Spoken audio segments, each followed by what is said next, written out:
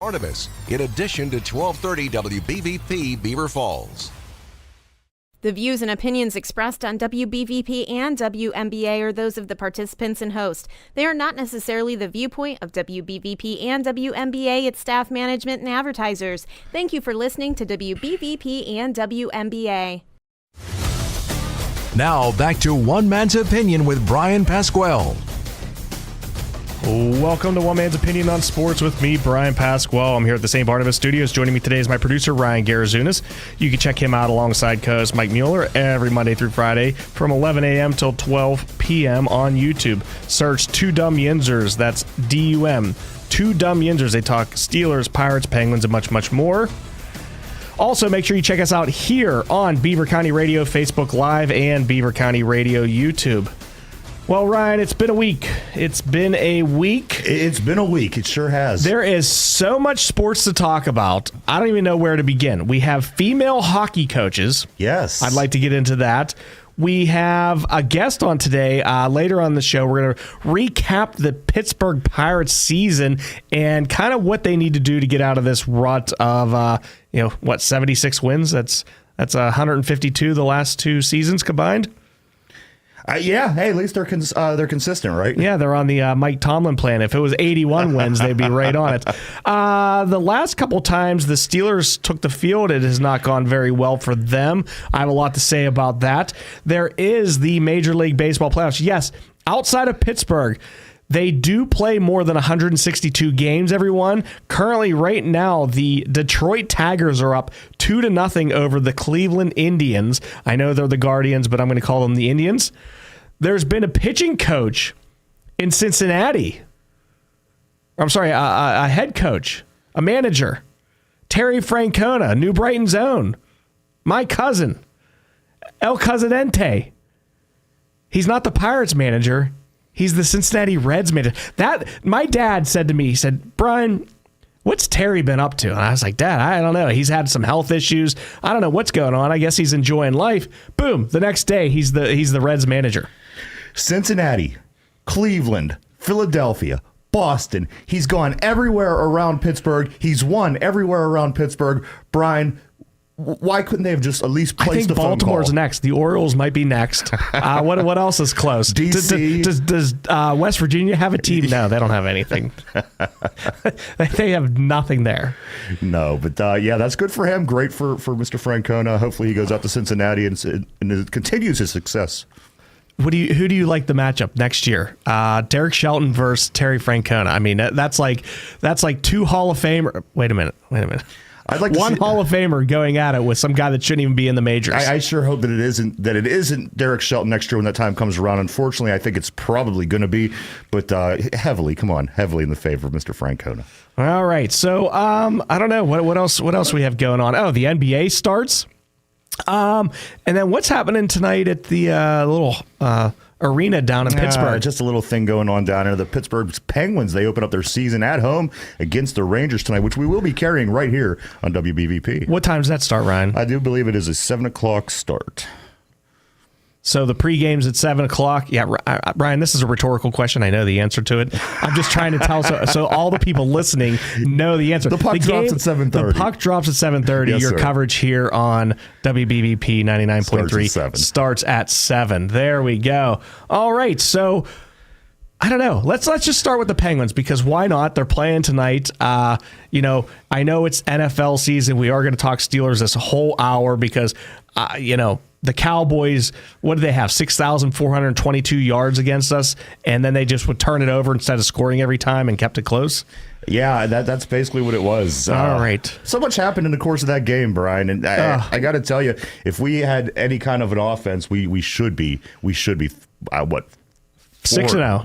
6-0. We'll give the last win up. We should be 4-1. Oh, before we get into the Penguins, the Las Vegas Raiders named Aiden O'Connell as their starter. Yes, Aiden O'Connell, he averages getting stacked 2.5 times a game. He started 10 games last year, which that was news to me because I follow the NFL and I have no idea who this Purdue guy is. Aiden, first off, if your name's Aiden and we don't eat him alive, like, you know, if it's 3-3, if they're 3-3 after next Sunday, I'm going to lose it. Yeah. Well, Aiden McCoy, I mean, if you have a name like Aiden, yes, you're probably going to be a backup in the NFL. That sounds like a total backup name. But I did get a chance to watch Aiden O'Connell, not last season, I believe, but the end of the season before that. They liked him a lot. They brought in Garner Minshew eventually and had him play a little bit this year. They're not happy with him, so they're going to go with O'Connell. I think that we should be able to beat this guy.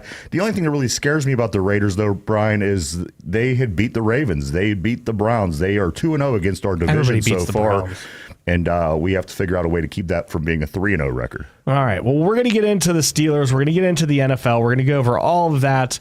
But first, I want to talk about, because it is a hockey night in Pittsburgh, when it's this warm out, I can't think about hockey, Ryan. I literally, you know, I used to bowl, and I don't know how I got talked into it. Somebody's like, did you ever bowl? And I'm like, yeah, you know, I went out with some friends and I would bowl. And I got into this league, right? There's 52 weeks a year. I think the bowling season is 68 weeks a year. I swear to God, I was bowling. It was 90 degrees out. I'm like, why am I going to a bowling alley in like gym shorts and sweating, you know, and then you go in the winter. It's even worse in the winter. Let me just tell you. There's like the sweet old little ladies over in the corner that are bowling, you know, they're there for their afternoon and they're finishing up. Well, you know, they don't have very good circulation, so they're cold. So it's the winter. The heat's up to like 90 degrees in the bowling alley. So you got to wear shorts year round to bowl. And that's the way it feels like to me with this hockey starting. You know, the beginning of the season, it's too warm out. And then the end of the season, they're playing in the spring. Yeah. You know what? Well, the Penguins not anymore, you know? I mean, that ship sailed a long time ago. There's two answers to that. Yeah, I can't get into it this early either, of course. I mean, you just have football season starting a month ago. It's really difficult to get into until they start to get the season going. The second part that what you had said was this.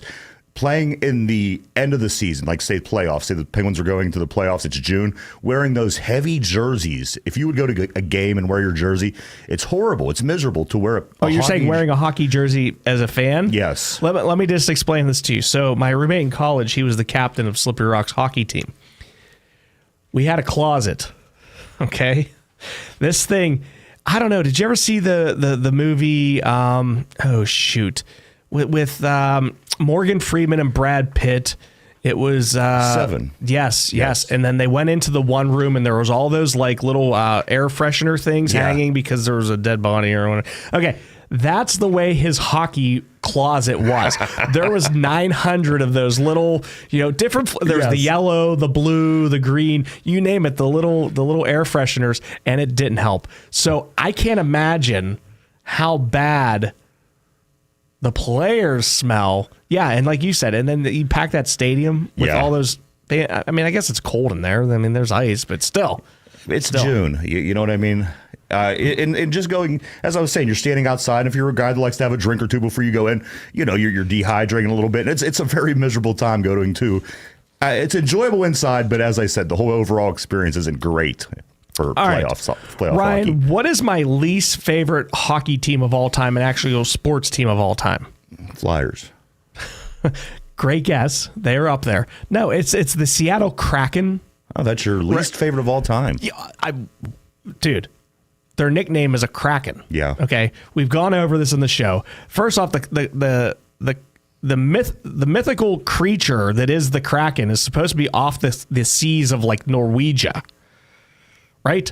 Not Seattle. Yeah. It's in the ocean. Seattle's not on the ocean. People think it's in the ocean. Right. So the ocean's it's like 100 miles away. They're in a bay, whatever. Okay. Seattle gets weather like we do. And I understand, you know, that's where Starbucks came up because, you know, you got to have your coffee if you're going to have miserable weather like we do. But the Kraken hired Jessica Campbell. Now, listen, guys, if you're out there, and I know on my YouTube page, 90% of my followers on YouTube are men. I don't know what the audience demographic is here on Beaver County Radio, but this Jessica Campbell, she is easy on the eyes. Really? She is the head coach of the Seattle Kraken. She is I think she was born in Canada. She's come up through the ranks, coached over in Europe, and then she came up through the AHL, and now she's the head coach for the Kraken. What happens if this team's not good? Because if it goes good, then everything's good, right? But, you know, It's a female. So, I mean, this isn't 1960, but Yeah. it's a female. I don't know. That's a good question. Does she have all her teeth? That's my next question, because a lot of hockey players, they lose about 2, 3, 4, 17 teeth. Was this lady? Was she a hockey player? She was a hockey player. Was She played on the Canadian national team. Listen, so on my YouTube channel, One Man's Opinion on Sports, go check it out. I need some subscribers. Just started out. I'm under 1 month. I've had 12,000 views, Ryan. 12,000 views in under a month. I have 85 subscribers already. I want to get to 100. My next 3 videos are going to be the top 10 quarterbacks through 5 weeks of the NFL. Okay. You have to ignore what they did before, like what Patrick Mahomes has done in the playoffs. Doesn't matter. It just matters week 1 through week 5, the top 10. And there's a couple surprises in there. Number 1 might surprise you. So I'm doing that video. I'm releasing that this weekend. Then as soon as possible, I'm releasing a video on Jessica Campbell. Okay. And, so I'm going to be learning a lot. I've been doing research on her. We'll see how this goes. So that's going to be a nice little hockey video to introduce everybody to the NHL on my channel. And then when I hit 100 subscribers, Ryan, there will be a LeBron James video. I can't wait. Cannot wait. It's going to be the of the sorts that he's the greatest player ever, I'm guessing. It has something to do with the number 100, and it has to do with LeBron James. That's all I can give away so far. All right. So make sure you go on to One Man's Opinion on Sports on YouTube and check out some of my videos. I had a good video about all the 3-0 teams back when the Steelers were 3-0. That's a really good video. So check that out. Make sure you subscribe. But Jessica Campbell, I feel like, I don't know, it's not going to go well. Really? I don't see it going well, because if they're not successful, it's going to be because she's a woman. Huh. Right? I guess that's what some would say. I mean, in the 80s, if a black quarterback didn't do well, it was because they were black and they're not smart. And we've come such a long way as a society. Right. You'd like to think that, regardless of your gender, you should be able to coach. Yeah. I mean, something, you can't help, your mind goes to the movie Major League whenever somebody initially says a female owner, because that's what you think of. You just think of the former showgirl or whatever she was. Yes. Yeah, so we'll see. Okay, so what else we got? Well, like you said, before you get off of hockey, real quick, I'm not into it either. It's going to take me a while to get into some hockey, but the weather has to get me into it. Okay, if we were like the San Diego Penguins, right? So they have a great zoo, just like Pittsburgh. If we were I would never be into the hockey, because it would always be like 80 degrees out. So my question was this: I had a friend of mine who texted me last night. He said, "Are you watching hockey right now?" And I said, "I'm not. I'm busy." And he said, "Do you see?" You're busy twirling your hair. I was twirling my hair, and he asked me. He's like, "Do you see the new Utah team is playing?" And I said, "No, I didn't even realize they were starting yet." So I guess the new Utah team, along with Seattle, who's a year into it, is a new team in the NHL. So I don't even know what the name of the team is. All right. Well, I have some trivia here for you. Okay. All right. We have what? We have a couple minutes before we're going to go to our first break, and then we're going to get into the Steelers. Okay. I know I had to do it just because, they stunk so bad. I had to delay the Steelers till the second segment. So sorry about that. But so we're talking about things we didn't know about. So the WNBA playoffs are here. Yes. And tomorrow night is the finals. Ryan, here's my trivia. Yes. Here's my trivia. The WNBA playoff finals, Thursday night at 8 p.m. Can you name one of the 2 teams in the finals? No, I'm out. As I said all season, as soon as Caitlin Clark gets knocked out of the playoffs, I'm done. Okay, I believe it is the Minnesota Lynx. I think it's Minnesota. Yes. It's definitely the Lynx. They are at is it New York Liberty? Yes. Okay. Can you name a player on each team? No. Could you name a player on either team? I remember Lobo used to play for the Knicks like 20 years ago. Rebecca Lobo? Yeah, 25 years ago. All right. So my point is, Brian is the vast majority of people on the planet. We have no idea anything about this. As soon as Caitlin Clark was out, nobody paid attention. And to be honest with you, while Caitlin Clark was playing, we didn't pay attention to anything else except for who she was playing in her team, correct? Correct. Yeah. So here's the rumors I heard, and I want to start doing some research on this. I've heard that the women of the WNBA, so every year since it started, what did we say? Was it 96? Yes. We did I thought it was 98. You thought it was like 1842 or something. I was much closer. I remember that. But yeah, so 96, the WNBA started. I think we were both off by a year or something, or 2 years. And they've lost $10 million every year consistently, right? So they're subsidized by the NBA. This past year, they did so great with attendance and Caitlin Clark and everything that they went from losing $10 million to $50 million this year. And from what my understanding is, Ryan, the women in the WNBA want raises and are likely to have a lockout season next season. Wow. That's not going to help things, right? Ryan, do the math. 10 million times 20 some years plus 50 million this last. What do they go? They want to lose $1 billion and then ask for a raise? That much more this year because everybody wants raises and they had to accommodate for. Okay, so they wanted chartered flights. They deserve charter flights as opposed to the flights that you and I and regular people have to. Right. And that costs like $25 million that they didn't have. So that's half of the $50 million they lost. I don't know, Ryan. Obviously, you know what this sounds like to me? This sounds like Kamala Harris is running this whole league. Clearly, what does she have? 59 years of experience and she doesn't know what she's doing, and yet she's going to try to run the country. Like, these people have no idea how to run a business. Right. Because if you don't succeed, you've got to try harder and make it work. Right. But if they don't succeed, they just ask for more money from the NBA. So that's what you have. So there might be a lockout. So Caitlin Clark might be playing with Ice Cube in the 3-on-3 or something. You know what? That would be interesting. And on the other hand, how do you fix this problem? If they are unable to stand on their own feet, if they lost more money in the past season than they were losing prior to, you know what? That to me doesn't seem like there's any way of fixing this. I will tell you how to fix this. And I will tell you how to fix George Pickens. As soon as we come back from the break, don't go anywhere. I will tell you how to fix both things, and it'll take under 10 seconds. You guys have been listening to WBVP 99.3 FM and 1230 AM. We'll be right back to One Man's Opinion on Sports. Your home for everything in Beaver County. 99.3 FM and 1230 WBVP, coming to you live from the all-new Fry Transportation Studios. When you talk about community involvement and safety, the name Fry stands at the forefront in Beaver County. Fry Transportation's mission is to continue to raise the bar as the gold standard in their industry by providing the safest, most reliable, and cost-efficient transportation service in Beaver County through their strong relationships with their communities, best-in-their-class drivers, equipment, and technology. There's nothing more important than the safety of their students, employees, and community members. Fry Transportation, where the quality of their organization is characterized by the makeup of the individual behind the wheel. Want the ultimate cigar experience? Fat Boy Cigars Premium Tobacco Shop and Smoking Lounge is located off of 376 in Center Township. Fat Boys Cigars offers all your cigar needs with an assortment of some of the finest cigars, including small batch boutique cigars and over 21 aromatic pipe tobacco blends and accessories. Stop and see their luxurious lounge accommodations. Book them for your next event. Visit their social media page for a list of event dates and times. Welcome to the Fat Boys world, Beaver County. Do you like sports? Then tune in every Wednesday from 5 to 6 p.m. for One Man's Opinion on Sports with Brian Pasquale.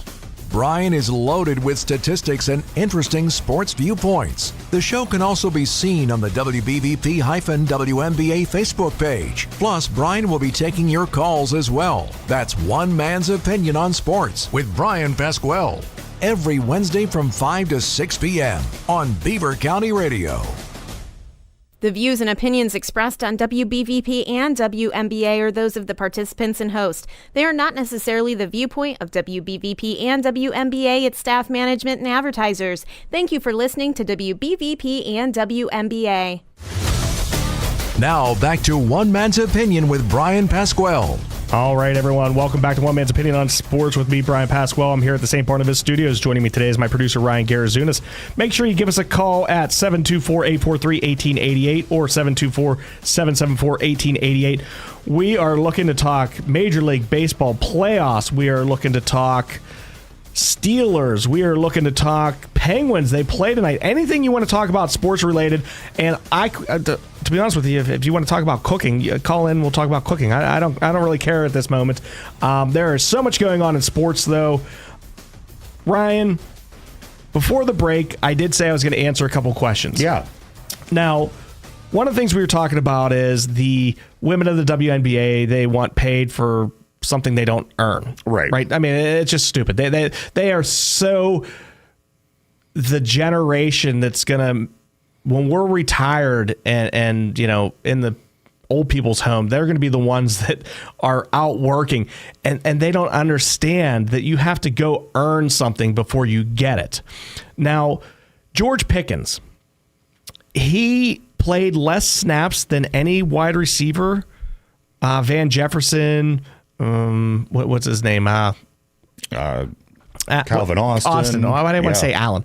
Austin. They played more snaps. George Pickens, when there's a 2 wide receiver set, he's not in the game.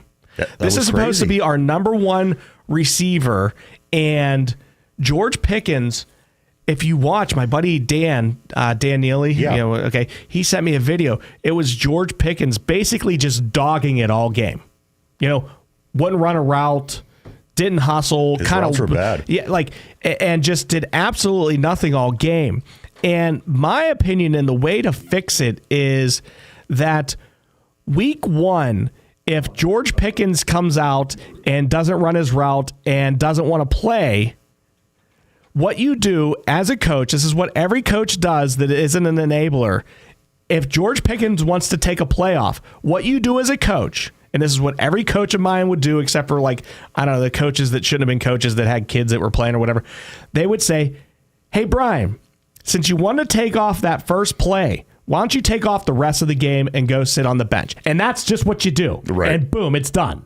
You nip it in the bud. And if he wants to pout and not play game 2, who cares? Well, you get all those guys off the team right off the bat. What is Mike Tomlin doing? I mean, that's a question that is $1 million question. A lot of people are wondering what Tomlin does from week to week. But I think the problem with this is, Brian, unlike when you were in high school and you had a person who was an elder person who was coming to volunteer their time, and they would say to you, if you don't want to play, you won't play anymore. If you're going to loaf, whatever, you're not going to play. I think the problem is a lot of times in the NFL, the people that you're the boss of make a lot more money than you. They look at you in a sort of way. If you tell them, hey, we're going to do this way, or it's my way or the highway, a lot of times you're going to get people that make a lot more money than you. And I think that plays into it as well. These kids are young. They have a lot of talent. They have a lot of arrogance and all that stuff that goes with being young and rich and successful. So I think, Brian, that might be a part of it too. It's hard to control professional football teams because basically the boss is way underpaid compared to what the players all right, make. And we have a caller, right? Yes. Give me 2 seconds, caller. We'll get to you here in a second. Bill Belichick and Tom Brady did not have that mindset. Tom Brady, who the heck, what's his name? What's the little fella from Cleveland that's now with Tampa Bay, the quarterback? Yeah, Baker Mayfield. Baker Mayfield's like, when Tom Brady was here, boy, he was cracking skulls. And Tom Brady called him out and said, dude, you know what really stinks? Not winning Super Bowls. Yeah. And he just had that attitude. Mike Tomlin needs to have that attitude. He doesn't have that attitude. He doesn't and he have needs the to get a attitude. leader on the team with that attitude. How many captains of the teams have he had that aren't even like starters? Yeah. It was like Trubisky and Najee Harris and what's that fellow with the small hands that we had? Kenny Pickett. Like, he picks the least leading people to be the leaders when it needs to be the Tom Brady type or the Michael Jordan type that's going to get on his own teammates. All right, that being said, I don't want to leave you on hold anymore. Anonymous caller. Anonymous Gambler? Anonymous Gambler, yes. The Anonymous Gambler. Go ahead, sir. Can you imagine being a professional hockey player and you finally make it to the professional level, and your first game, your first practice, you have your coach tell you to separate your whites from your colors after? I mean, here's the problem with this woman's hockey coach. Number one, she's a little easier on the eyes than the NFL female coaches. That's a problem because you cannot tell me this will not affect the locker room a little bit. I'm sorry, but unless you're like a coach that's going to change the way the game is played or something like that, some amazing impact on the game, you have to ask, is this really necessary? Are you saying that Jessica Campbell should be making sandwiches for the players in between the periods? That's actually not a bad idea. Get in the kitchen and make me a sandwich. She did great things, I hear, in female hockey. Why did she have to change sport? Why couldn't she stay in female hockey? I don't understand. Like, Like, what was the name of the woman that was the Tennessee Volunteers women's basketball coach? She never decided, hey, I've been so good here. Why don't I go coach men? I think she had like dementia, didn't she? Did she pass away? I believe she passed away. Was it Pat Summitt? Yeah. Yes, that's her. So you're saying women should stay in their lane? Is that what you're saying, caller? Because I feel like the phone is going to light up. Yeah, here. I got to go put on three more advisories real quick. Hold on, guys. Who forced this? Who said, you know what? I got a great idea. Bringing everyone to the front office right now. Bring them all in.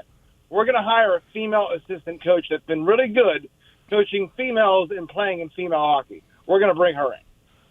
Well, to be quite honest with you, there's been a lot of bad coaches hired. I mean, just look at the Cleveland Browns. She's probably going to do a better job than every Cleveland Brown coach since the turn of the millennium. But here's my question. If she does well, though, does it open the door for other females? It does, I guess. But, like, how much success is going to be blamed specifically on her? It's a crazy situation. A woman coach, assistant. Granted, it's just an assistant coach. I mean, I don't know. A couple of days every month, you got to think she's going to have a little bit more intensity than she did the other 27 days. Maybe, I don't know. Is she a coach or is she what is she, Brian? She would have to be a coach. They wouldn't make this big of a deal for an equipment manager or something, I'd imagine. No. I believe she is the first female full-time coach. Okay, so she's the head coach. And she's for sure a full-time female. This is right. You never know. Listen, I've seen pictures of her. If the pictures are true and she's a male, I am very fooled. Let me just tell you, because like you said, she is easy on the eyes. She's a fox. She's not like the NFL coach. Hey, speaking of the NFL, I heard two stories. Number one, I heard there's some kind of like Middle Eastern terrorist that was arrested that was going to plot some kind of terrorist thing. And then also Robert Saleh had to be escorted out after he was fired. Do those stories have anything to do with each other? Okay, I don't know about the first story. The second story sounds right. What was this with the Jets, or does this have to do with the who the heck? What was his name? Elon Musk at the Steelers game? I didn't think so. No, a Muslim guy was arrested, and I just figured because Robert Saleh was the only Muslim coach in the NFL. Hey, this has been like a terrible thing with Jets and Muslims with Robert Saleh since 9/11. My Lord, no one even put that into perspective. Well, one thing that I did see, and I don't know if it was true, I was going to ask you today, Brian, on the show, was he had a Lebanese patch on his left shoulder of his shirt. Okay. And I heard speculation was that may have had something to do. Some people tell me it was because Aaron Rodgers didn't want him there. I heard it was all about Aaron Rodgers, but that could just be like the mainstream media giving us misinformation and hiding the actual facts. Right, but that was also something that I did hear as well. I can't confirm as a fact, but I heard that he had a Lebanese flag on his left arm, the shoulder of his shirt for the game last week, and then he was fired a couple days later. So I don't know if that had anything I'll to have play. to look into that for next show. I to be honest with you, I don't know the facts on that. Interesting, though, you know. I didn't even know Robert Saleh was actually Muslim until the summer, to be honest with you. Also, so is Lou Alcindor, his whole adult career. Hey, I'm sorry, but when I think of Robert Saleh for the rest of my life, I will think of the grand entrance Aaron Rodgers made in the 2023 season with the flag, and then 3 plays in, he tears his Achilles, and you see the guy go up to Robert Saleh and just tell him the bad news, and that 100-yard stare off into the stadium will forever be burned into my mind. Here's my question: is Aaron Rodgers done? Is his career over? I will say this. So coming back from a torn Achilles is not easy for anyone. I've actually torn my Achilles before. It is not fun. I don't know if it's his plant leg, this, that, but it takes over a year to recover from that. I don't care what anyone said. So he could still blame the injury. Honestly, it just doesn't seem they're on the same page. The whole offense seems bad in general. Yeah, I love when the Jets. I love when the big market teams that everybody talks about. You know, the Jets, the Cowboys, the Jets. Like, I love when they stink. It's just great because they get talked up all offseason. That's all the mainstream medium talks about, and I love whenever they just absolutely just suck. So the Jets, we see them here in 2 weeks. I think we're at Las Vegas, and then we have the Jets and the Giants back-to-back home games. So we'll get to see Aaron Rodgers and see how good that Achilles is. Do you have anything else? Because we do have to go to break here in about a minute, so you got about a minute. No, I just want to know if you think George Pickens will go full go for any of those 3 games, none of them, all of them, or what's the deal? I don't know. But you have a great day, guys. All right, take care. We'll talk to you next week, I'm sure. Yeah, I guess the question was, is George Pickens going to play these next 3 games, or is he going to throw a fit and act like a preschooler and throw a little temper tantrum? I have no idea. Who knows what's going through his mind? But like I said, the way you deal with players like that is if you're a head coach, first season, first practice, or first game, or first preseason game, or first whatever, you nip it all in the bud and you let players know that if they're coming to your organization, that I don't care if you make 1/10 of what the other guys make, that you're coaching, you are in control. You play tough, you play hard, and if you don't, you sit, and if not, we'll see you later. And when you start letting the better players get away with a little bit more, and a little bit more, and a little bit more, it's a slippery slope. There's no way you could stop it. We've gotten rid of how many head case wide receivers over the course of the last, what's Tomlin? This is his 18th season. So many wide receivers that are very talented, very good. We got rid of Deontay Johnson, who was a good route runner, very good player, liked to run backwards and whatnot. But we got rid of him because he didn't hustle, he didn't dive on loose balls. He was just a cancer. And now you have George Pickens, who went in the second round to the Steelers because he was a head case. Not because of his talents, although I don't ever see him get open. I've never once seen George Pickens open by 5 yards or 2 yards. It's always an in-traffic catch. And, what was it? Ryan, we're going to go to break, but we're going to tell everybody on the other side of the break what George Pickens was wearing. What do they call that under your eyes? Eye black. Yeah. George Pickens was wearing something under his eyes during the game. We'll tell you what that is whenever we come back. You guys have been listening to WBVP 99.3 FM and 1230 AM. We'll be right back to One Man's Opinion on Sports. The words True Value are in the name. True Value in any purchase or store visit has a lot more to do with your overall satisfaction and experience than just price alone. That's exactly what you'll find at the Rochester True Value Hardware Store inside the East Rochester Shop and Save. Expert advice combined with great selection and favorable pricing. It's the perfect time to get your fall project started today by heading to the Rochester True Value Hardware Store inside the East Rochester Shop and Save. I've heard people refer to older veteran athletes as being all washed up. Well, quite frankly, that's a rather nice compliment if you ask me. This is the Aquaman of Beaver County, Jim Riggio from the Beaver Falls Municipal Authority. When you hear something like that, you have to consider the source of the water, that is. After all, getting washed up with Beaver Falls Municipal Authority water can't be a bad thing. That's because for over 80 years, we've made it possible for everyone to feel washed up, even if they are not star athletes. Click bfwater.net. For generations, Beaver Falls has had tremendous pride in their teams. After all, the saying, "Once a Tiger, always a Tiger," was based on a deep conviction and commitment toward excellence in the classroom and on the field. The Beaver Falls Athletic Department invites you to attend their events throughout the year and be a part of the Tiger tradition. For more details, visit the Beaver Falls Athletic Department online or call 724-843-7470. Thanks for your support from the Beaver Falls Athletic Department.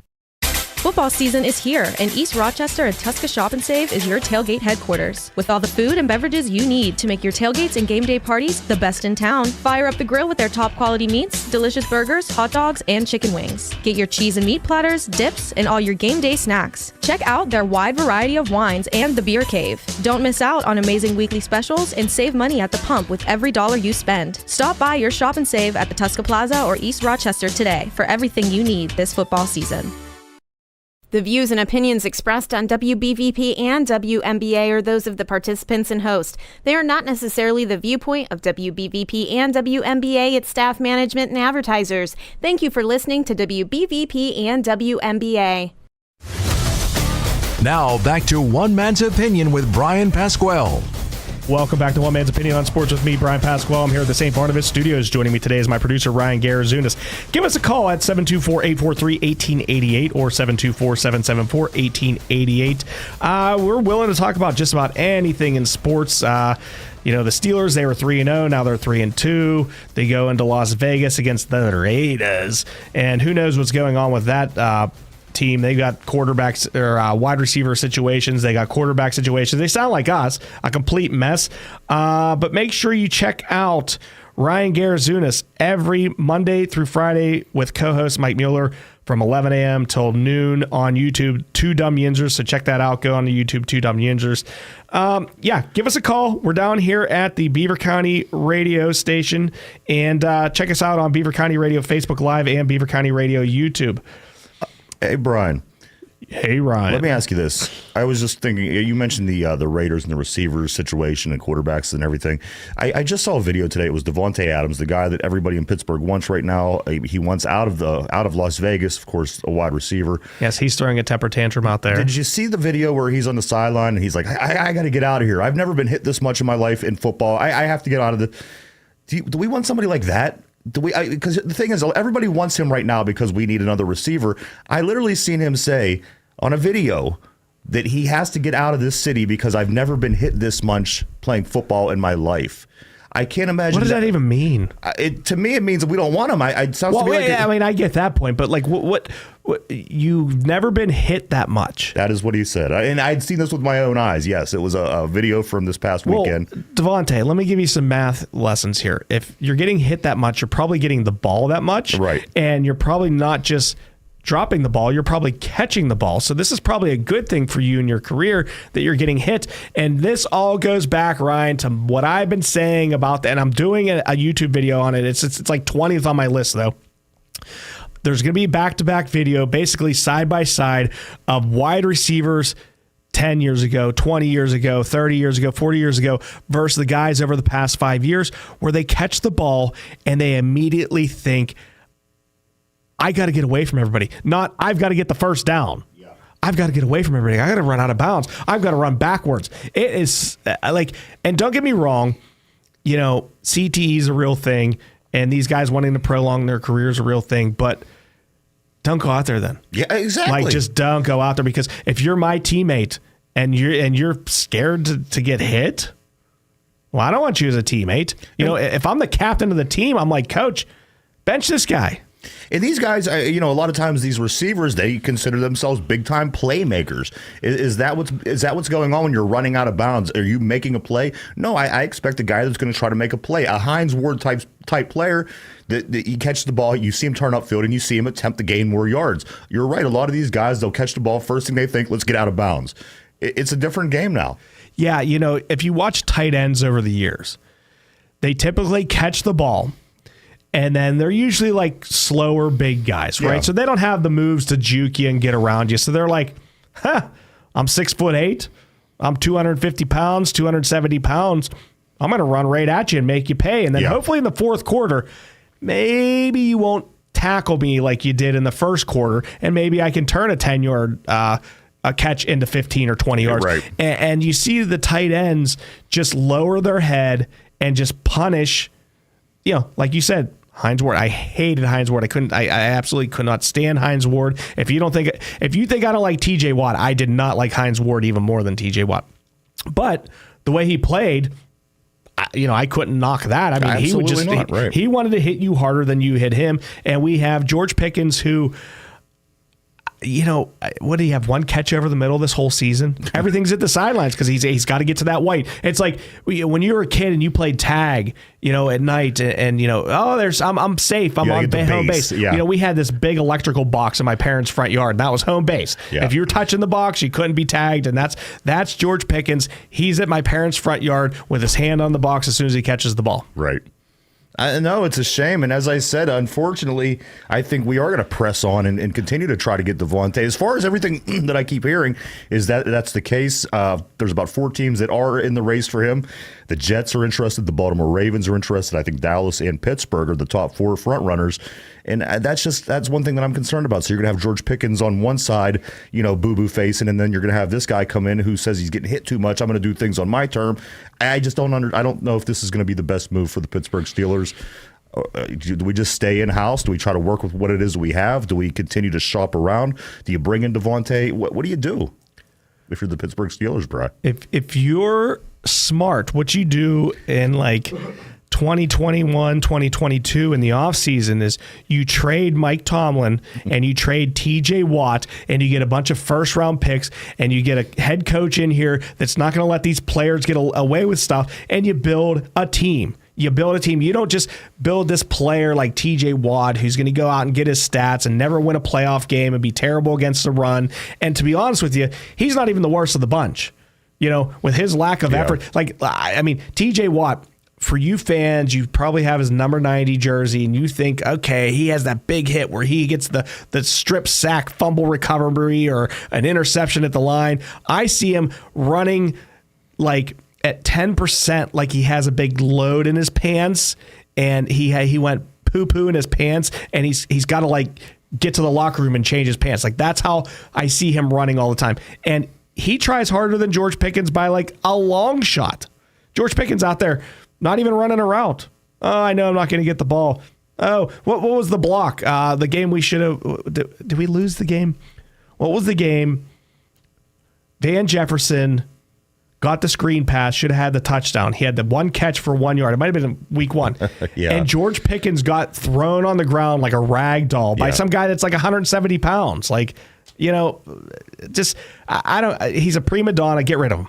Get rid of him. And here's another. I don't care if we lose. Another interesting thing: the leading receiver in our game this past weekend was Najee Harris. And he didn't even have. It's not even like he had a big game either. What do you have? 3 catches? 3 catches. He was the leading receiver.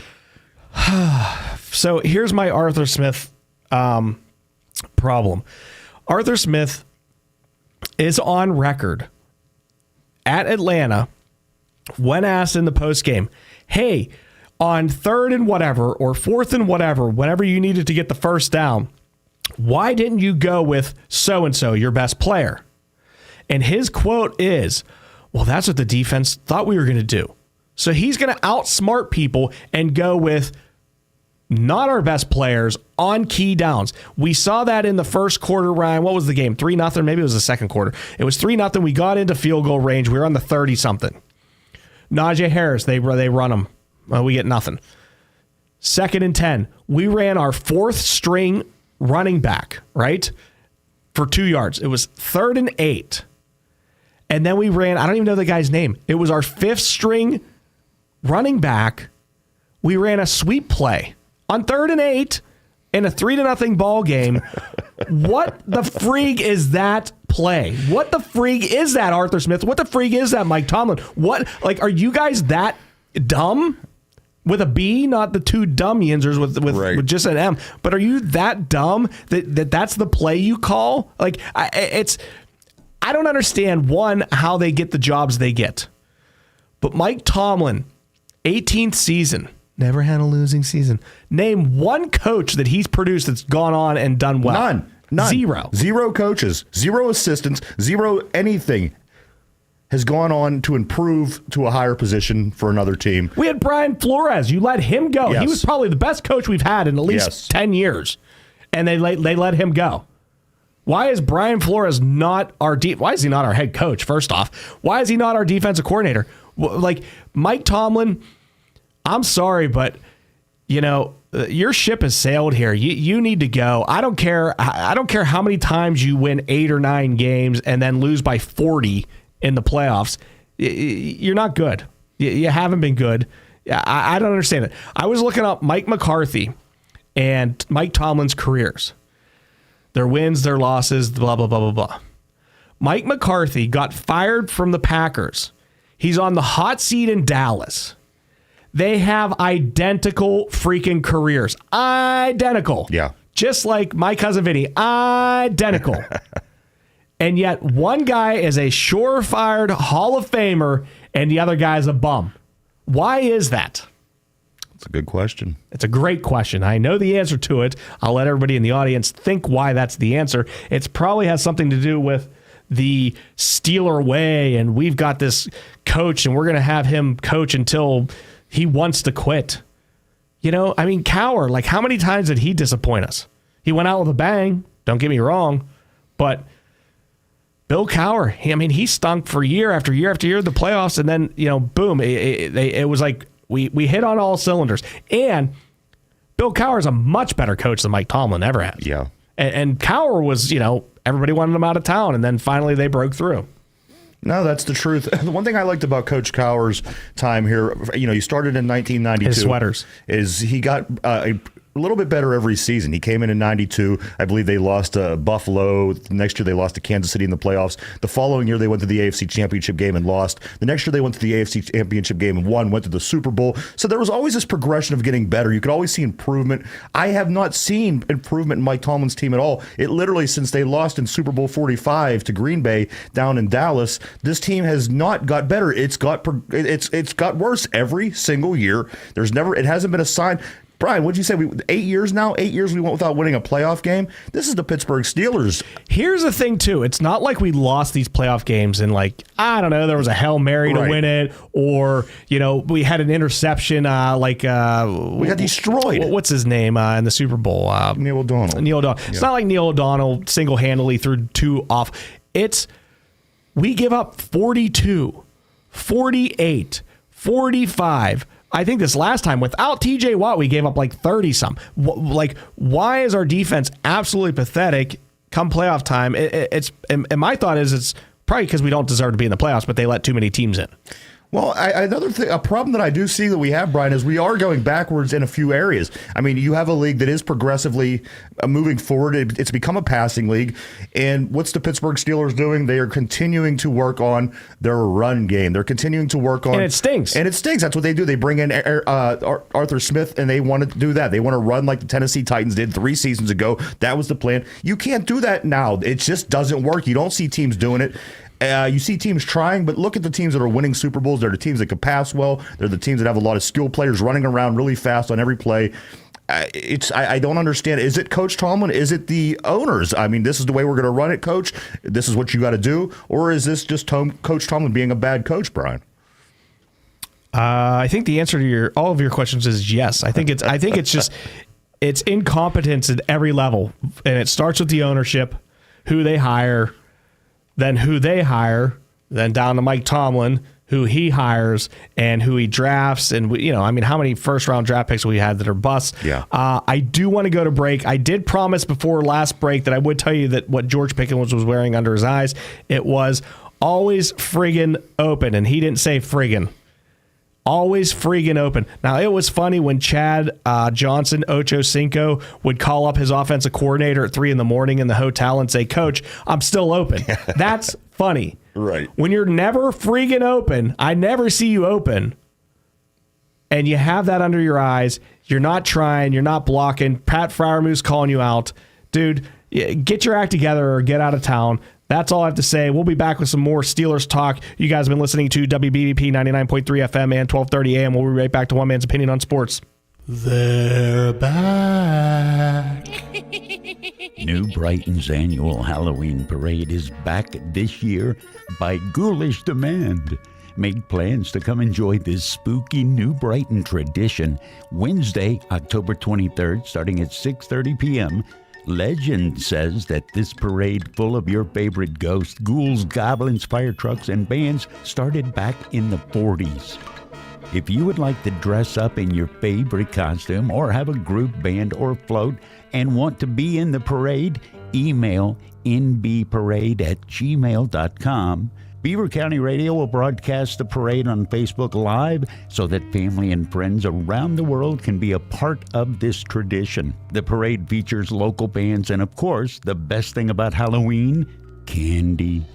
Come out and enjoy the New Brighton Halloween Parade, 6:30 p.m. Wednesday, October 23rd, and have a ghoulish good time. if you dare.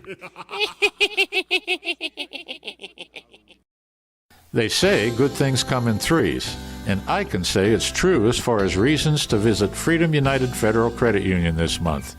This is Andy Dangle, Board Chairman. For starters, Freedom United celebrated International Credit Union Day on Thursday, October 17th. It's also around this time of year, 85 years ago, that Freedom United Federal Credit Union was organized by a group of Freedom Oil Company employees. No. Contrary to popular belief, I wasn't already on the board of directors back then. Finally, it's Trick or Treat Month at Freedom United. Stop in anytime and get treated to some of the best loan rates around. The trick is deciding what to buy with your newfound cash. Loans are based on credit approval. See? Good things do come in threes at Freedom United Federal Credit Union. Member NCUA, Equal Housing Lender.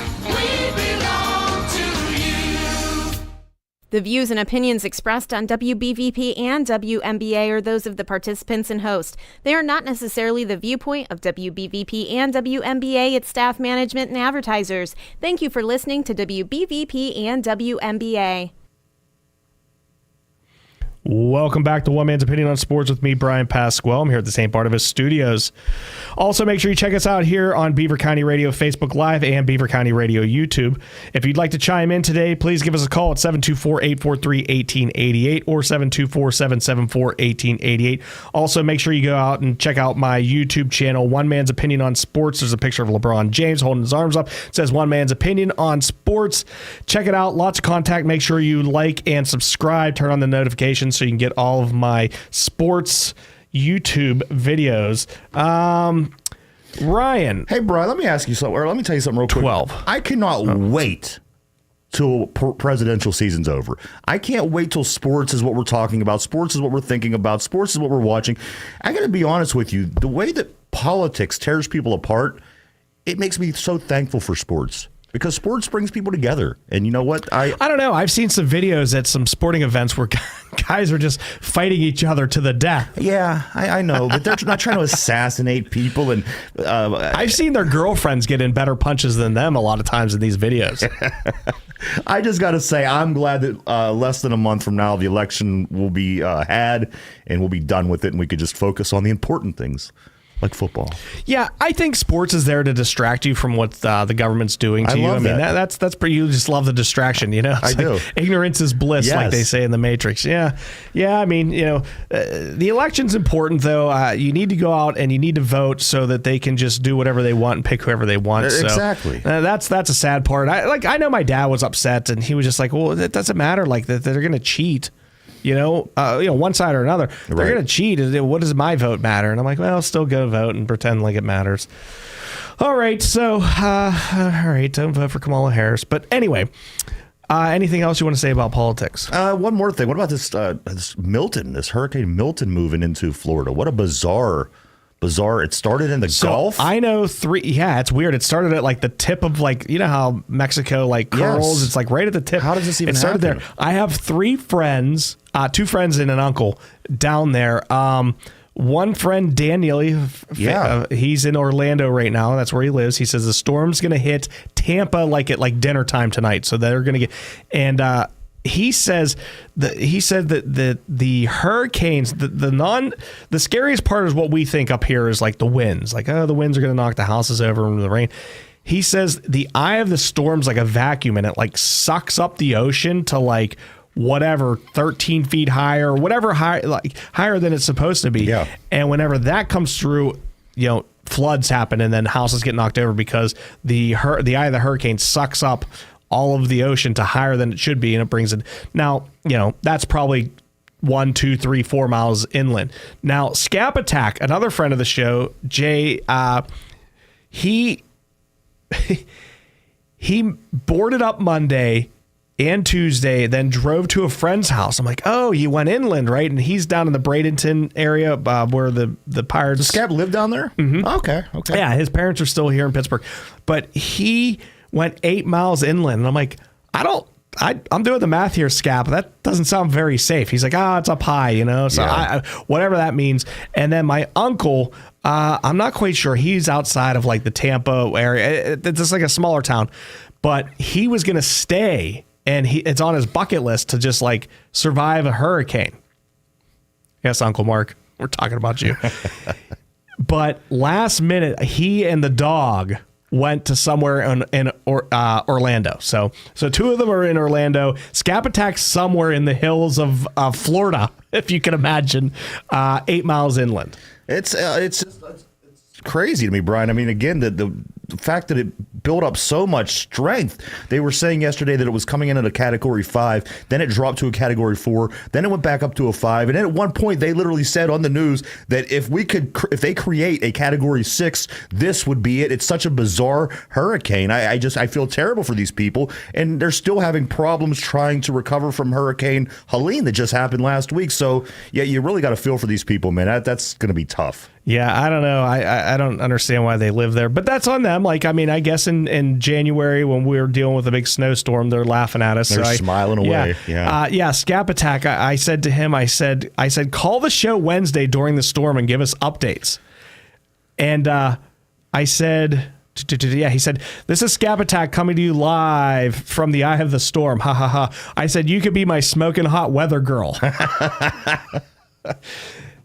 I asked him if he had like a Spanish accent, because you know how all those weather girls down, they all have those nice little dresses they wear and give you the reports. Yes, but that's scary, man. Again, very bizarre. They said this is twice in 200 years we've seen this kind of hurricane form in the Gulf area.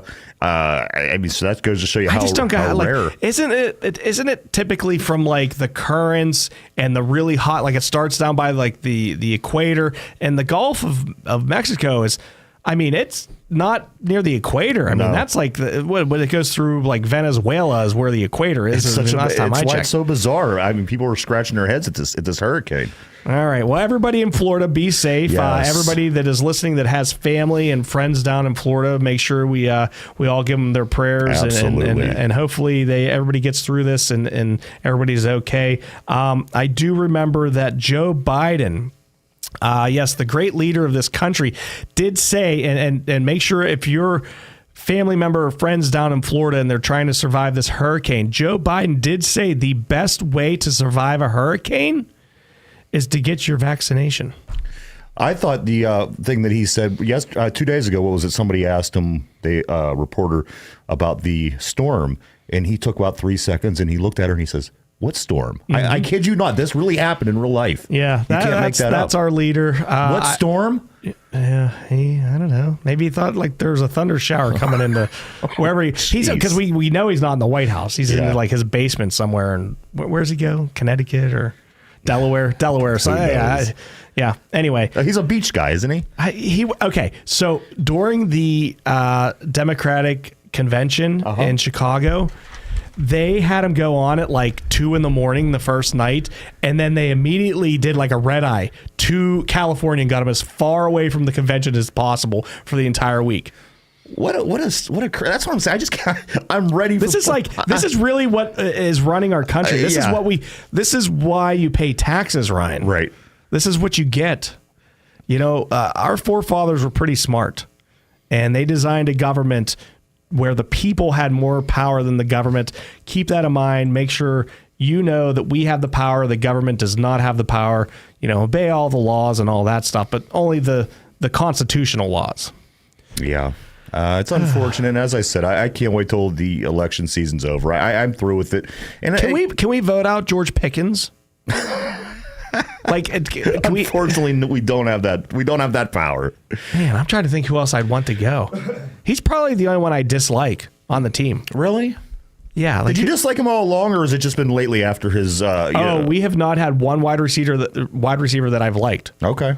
That are good. Like there's some like guys that you know that they can't have attitudes because they stink. You got like Van Jefferson out there trying because, well, If not, he's going to get benched because he's not that good. You want to know who one of my favorite wide receivers, and this might, Roman Wilson? Yeah, Roman Wilson. No, but people may eventually get to this answer, but they'll never say it first. One of my favorite Steelers wide receivers, and once I say, just think about how much of a playmaker he really was. Don't think about the one play that most people think about. I think Santonio Holmes in my life was one of the best wide receivers on this football team. The guy was a playmaker. First and goal when he dropped the game-winning touchdown. No, that wasn't. No, not that one. You're talking about the one right after that where he shouldn't have even come close to catching it. But there was a lot of plays throughout the season that a game was on the line. At the end of the game, you passed to number 10, and he would find a way to get to the end zone. That guy was a playmaker. If you would go back and watch, didn't he smoke weed and then we had to get rid of him? He's such a terrible person. Yeah, they just had to get him out of town. But you see what I'm saying? How ridiculous is that? How ridiculous. They chased him out of town because I think he liked to smoke weed. Interesting. 90% of the country. It's crazy to me. But Le'Veon Bell, you keep him around. Right. I mean, and LeGarrette awesome. Blunt, he fell in that same category. I thought Blunt was a nice... LeGarrette Blunt? Or what was his name? Yeah. Yeah, Blunt, yeah. Well, but we were talking about weed. Wasn't he... didn't we get rid of him because of weed? His last name's Blunt. What do people expect out of him? If his last name was Doobie or I don't even know what else, Joint or I don't know, whatever you kids do these days. They probably don't even know what weed is. I don't know. Marijuana cigarettes. Those marijuana cigarettes. Well, listen, we are going to talk Steelers and Raiders whenever we come back from the break. Don't go anywhere. Everybody, you've been listening to WBVP 99.3 FM and 1230 AM. We'll be right back to One Man's Opinion on Sports. Tune in to Driving in the Fast Lane with Frank Sparks on 99.3 FM and 1230 WBVP, Monday through Friday from 6:30 to 9 a.m. Frank will talk about what's happening in the news, locally, regionally, and nationally.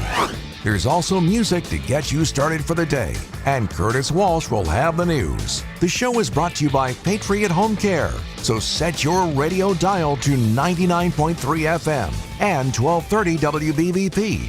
We're streamed live on BeaverCountyRadio.com, so you can listen every morning on Beaver County Radio. Hey, can you imagine trying to hit a fastball or throwing a runner out at home? It's hard to think of doing these things under perfect circumstances, let alone with the distraction and discomfort of dental issues. Regular dental care from Dr. C. Timothy Lip can improve your productivity, happiness, and focus, even if you're not in the big leagues. Dental problems affect more than just your teeth. Visit lipdentistry.com or Dr. C. Timothy Lip Family Dental Offices on College Hill and Robinson Township.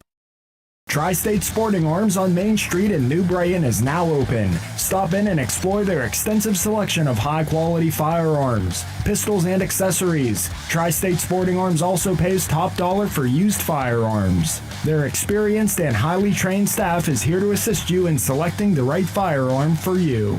Stop on down to Beaver County's newest firearms store, Tri-State Sporting Arms, at 807 3rd Avenue, New Brighton, or check them out on Facebook.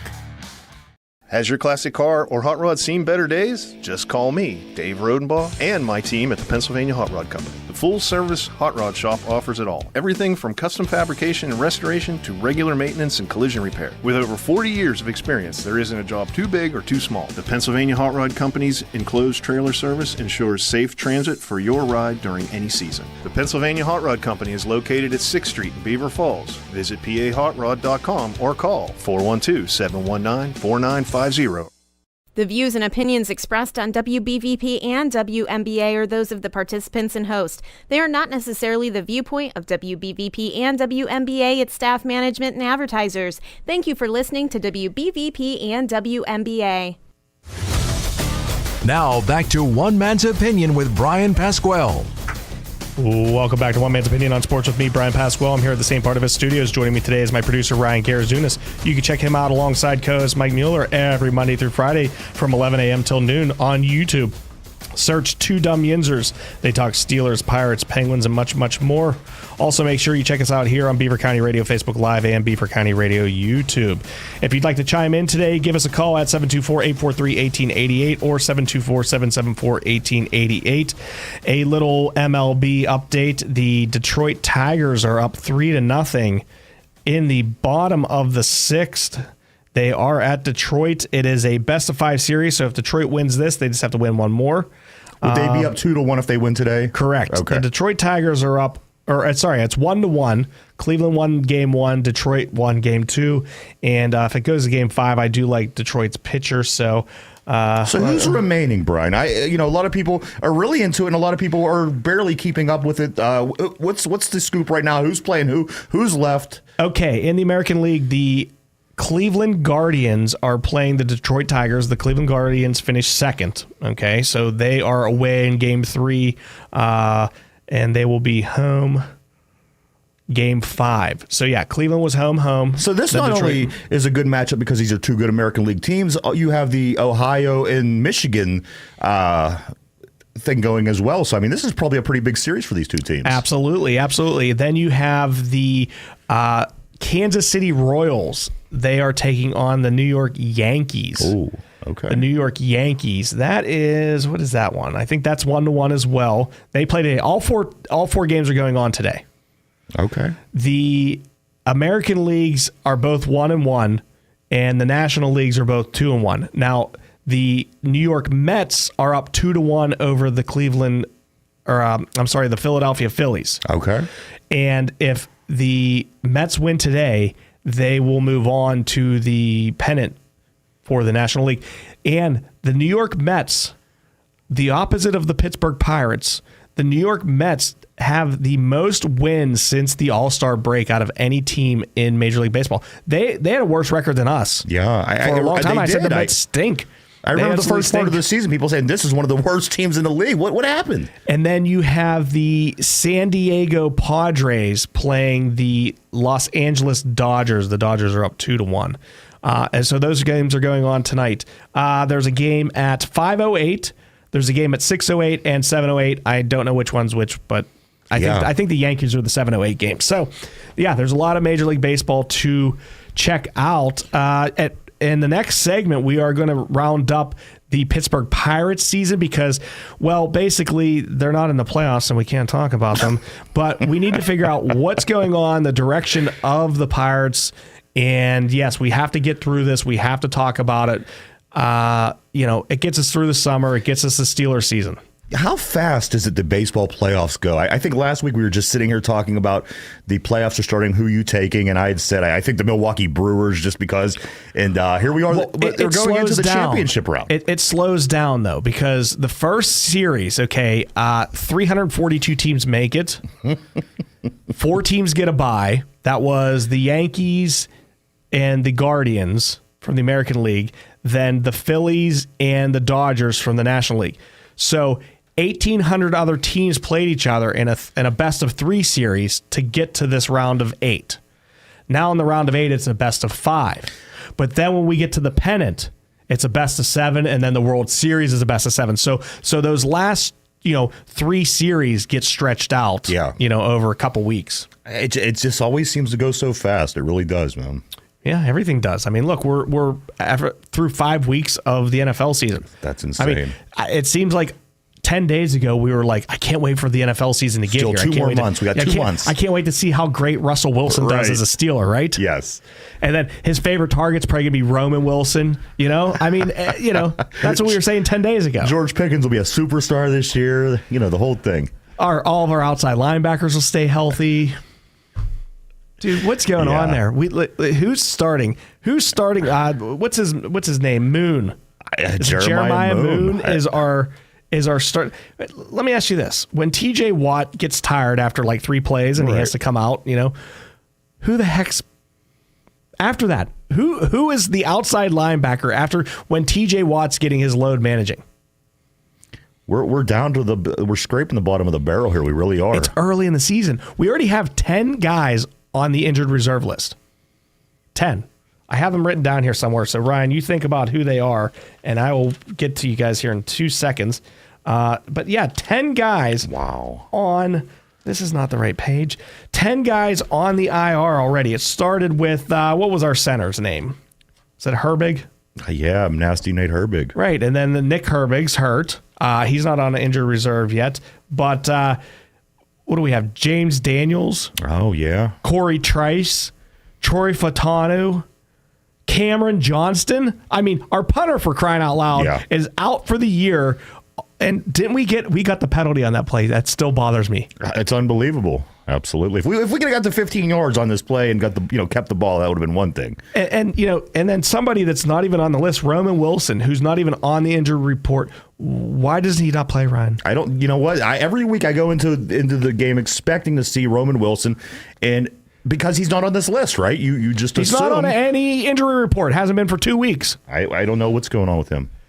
He was supposed to be the Hines Ward. He was supposed to be the guy that goes over the middle. He was supposed to be the guy that took on the safeties and the linebackers after he made the catch and lower his head and get you those extra yards. And he was supposed to be tough.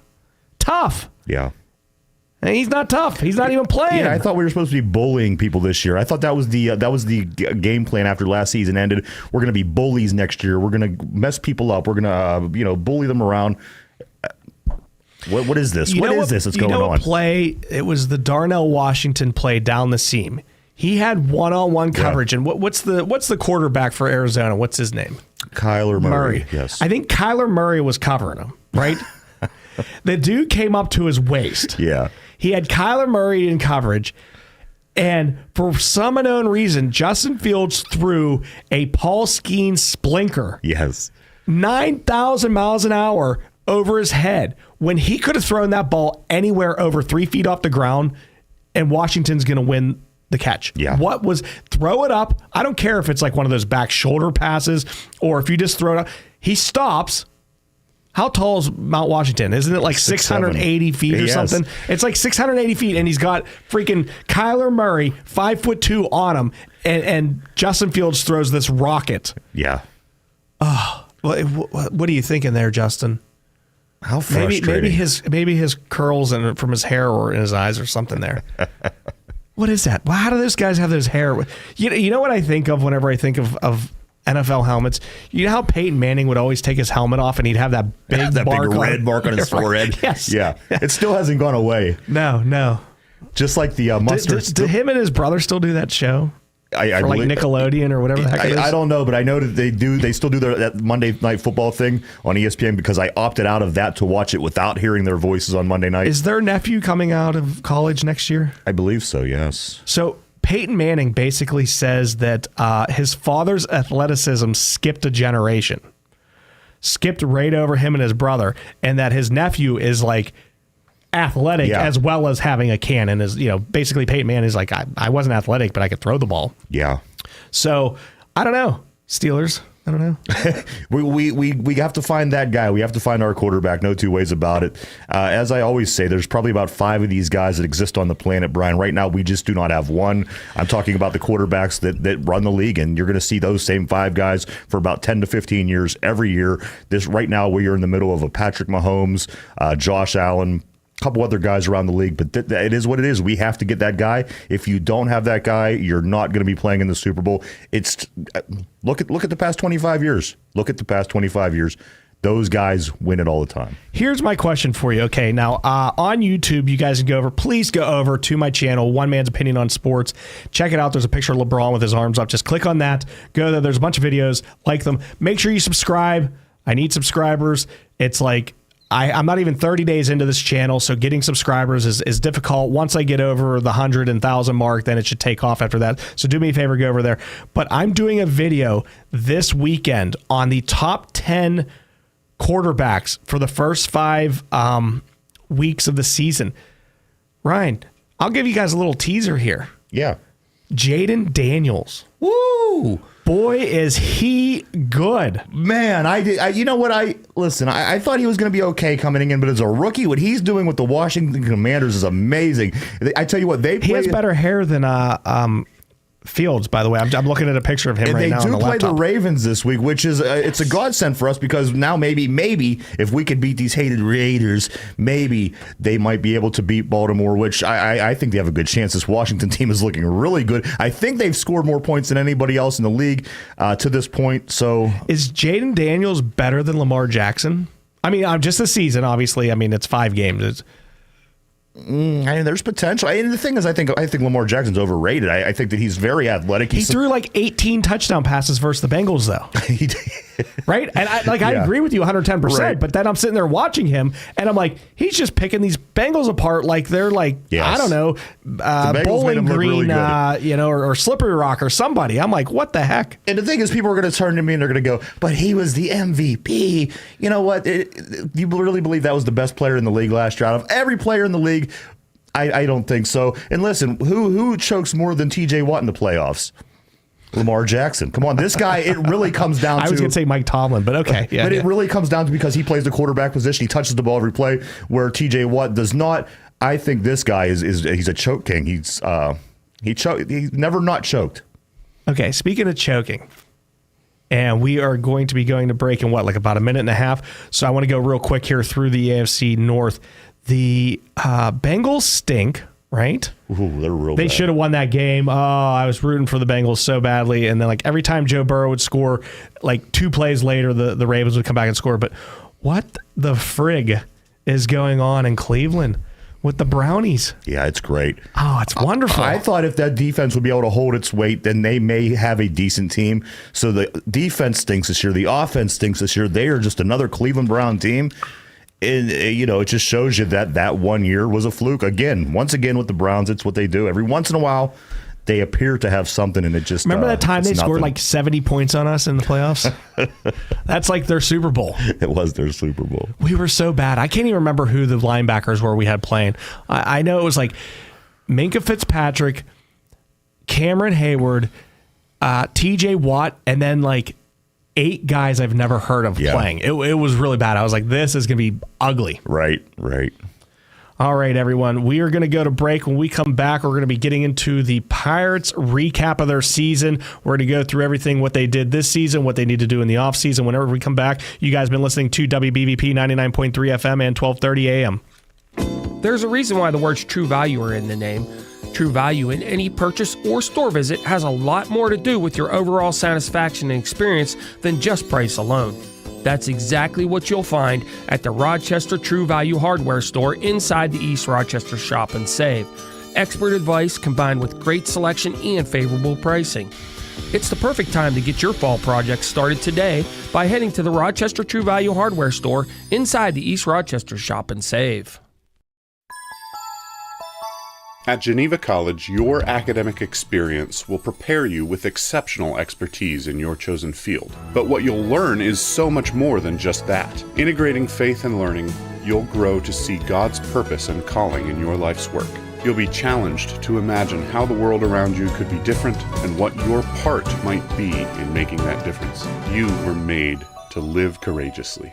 Visit geneva.edu today. For generations, Beaver Falls has had tremendous pride in their teams. After all, the saying, "Once a Tiger, always a Tiger," was based on a deep conviction and commitment toward excellence in the classroom and on the field. The Beaver Falls Athletic Department invites you to attend their events throughout the year and be a part of the Tiger tradition. For more details, visit the Beaver Falls Athletic Department online or call 724-843-7470. Thanks for your support from the Beaver Falls Athletic Department. Rev up your engines. It's time to celebrate summer in a GNU way. GNU's Bodyworks has everything it takes to make you the star of the show at this year's car cruises. It's time to restore that old ride to its former glory. Call on Gary Snare and his team at GNU's Bodyworks with over 20 years of experience. Gary cares about your car almost as much as you do. He can get your motorcycle ready for the road too. GNU's, specializing in class restoration, happy days are here again. Call GNU's Bodyworks on 8th Street in Freedom.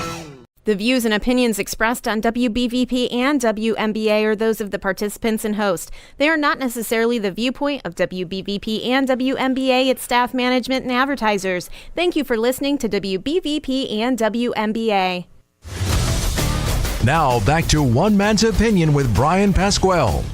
Welcome back to One Man's Opinion on Sports with me, Brian Pasquale. I'm here at the St. Barnabas Studios. Joining me today is my producer, Ryan Garazunas. You can check him out alongside co-host Mike Mueller every Monday through Friday, 11 a.m. till 12 on YouTube. Search Two Dumb Yinzers. They talk Steelers, Pirates, Penguins, and much, much more. Also, make sure you check us out here on Beaver County Radio Facebook Live and Beaver County Radio YouTube. It is my pleasure to introduce a good friend of the show, Bill Peakey. Bill, welcome back. We had you on before the Pirates season. I wanted to have you on actually in the middle of the season, but I don't know. I don't know. I didn't run into you, but I wanted to have you on after the season. So this person, everyone, for all the listeners, he is the smartest Pirates fan I've ever listened to in my life. A lot of knowledge, a lot of great history, I guess, on the Pirates and knowledge. So, Bill, welcome to the show again. Thank you, Brian. Thank you for that. All right, Bill. So, the Pirates won 76 games last year, and they kind of did the exact same thing this year. And feel free to elaborate on any of my questions for you, because this is your segment. This is all you. What do the Pirates need to do, I guess, for next season to not win 76 games, to maybe get into that 80s realm? Yeah, that's a loaded question, isn't it? Yeah, start you off with an easy one. Well, I think number one, if you look back at last season, I think the Pirates, if they didn't have the most lineups in Major League Baseball, they were certainly pretty close to that, with a different lineup every day. A lot of players up and down from the minor leagues to the major leagues. It almost felt like, some through no fault of their own, through injuries and other certain things, and other things like players not maybe living up to their expectations. But it almost became an observation year of, again, looking for players, looking for who were going to play where. They didn't seem to have that settled throughout last year. And I think the number one thing that they have to do moving forward to get, and we're only talking, when you think about it, we're talking about one win a month. I mean, one win a month would have gotten them up to, 82 wins? So, obviously you want to set your sights on that. And that's why I don't think it's just about wins and losses. I think it's about play on the field. I think it's about consistency. They didn't have a lot of consistency in any one area. There was times during the season they had the best bullpen in baseball. There was times during the season they had the worst bullpen in baseball.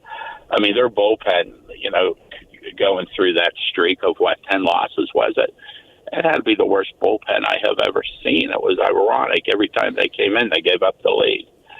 And so they've got to find consistency, and that's number one. And again, I think you're only going to find consistency. First of all, the players have to be consistent. And they did not have a lot of consistency from a lot of their players. So I guess that's it in a nutshell. They need to find consistency, and they're only going to find that, I believe, when they get a solid lineup that they're comfortable with, and they just go with it, both the pitching staff and everyday players. Well, sticking with the consistency, one of the most important positions, because it controls all of the pitching staff and is a bat in your lineup, and usually your best defensive player, catching. Now, Endy Rodriguez was out all season. Joey Bart came in and played very well, but you were talking about, we had everybody up being a catcher, and so now the pitchers are working with a different catcher consistently. What do you see happening with the catching position, I guess, to start with? And again, I certainly don't have any inside information, but I feel Joey Bart earned his catching position. And I'm not a believer in spring training. You lose or gain a position because you're hitting against rookie league guys. You're hitting against AA, AAA guys. I really see where Joey Bart earned that position. The San Francisco Giants drafted him number one for a reason, and I think he finally showed that reason last year. I think he showed the most consistency. So I know everybody's going to say, well, what do we do with Henry Davis, the Pirates' number one pick? Henry Davis made some definite progress. Henry Davis has one of the best pop times in all of baseball. I think he's something like 1.8. So, you don't want to throw the baby out with the bathwater, so to speak. I would keep Henry Davis, but I wouldn't keep him at the major league level. I think it's a waste. I would keep him down in AAA and let him play every day, because he has not shown that consistency at the plate. I think behind the plate defensively he could do the job for you. I just don't think he showed that he can hit major league pitching on a consistent basis. And Rodriguez, of course, is going to be rehabbing, right? So where do you start him? I don't know maybe start him out in Double A. Now, of course, Charrington's feeling is everybody's available for a trade if it'll make the team better. So I would not trade Henry Davis, though, only because, Joey Bart has shown a lot of consistency. But if that consistency goes away, then you want to have a fallback. And, you got your number 2 catcher on the major league team. Is it going to be Grandal again? I don't know. But somebody, maybe a veteran, somebody kind of backing up Joey Bart, somebody that can catch on Sundays. But I would have Joey Bart out there every day until he shows that he cannot do it every day. I'm pretty sure my producer, Ryan, you agree 110%, correct? No, I do. I think that I thought Joey Bart looked really good this year. That's a good question. What are they going to do next season? I mean, once Endy gets back and is finally healthy and he rehabs, is he going to be the guy, or is it going to be Joey Bart, the guy that, as you said, earned it? And then Henry Davis, and then Grandal. So, I mean, there are a lot of names at play Jason here. DeLay. I mean, we saw everybody play this year. Yeah, but I do like Joey Bart a lot, and I'm anxious to see how Endy Rodriguez does look eventually. All right, let's move around the horn here real quick, Bill. First base. I can't remember the last great first baseman that we've had.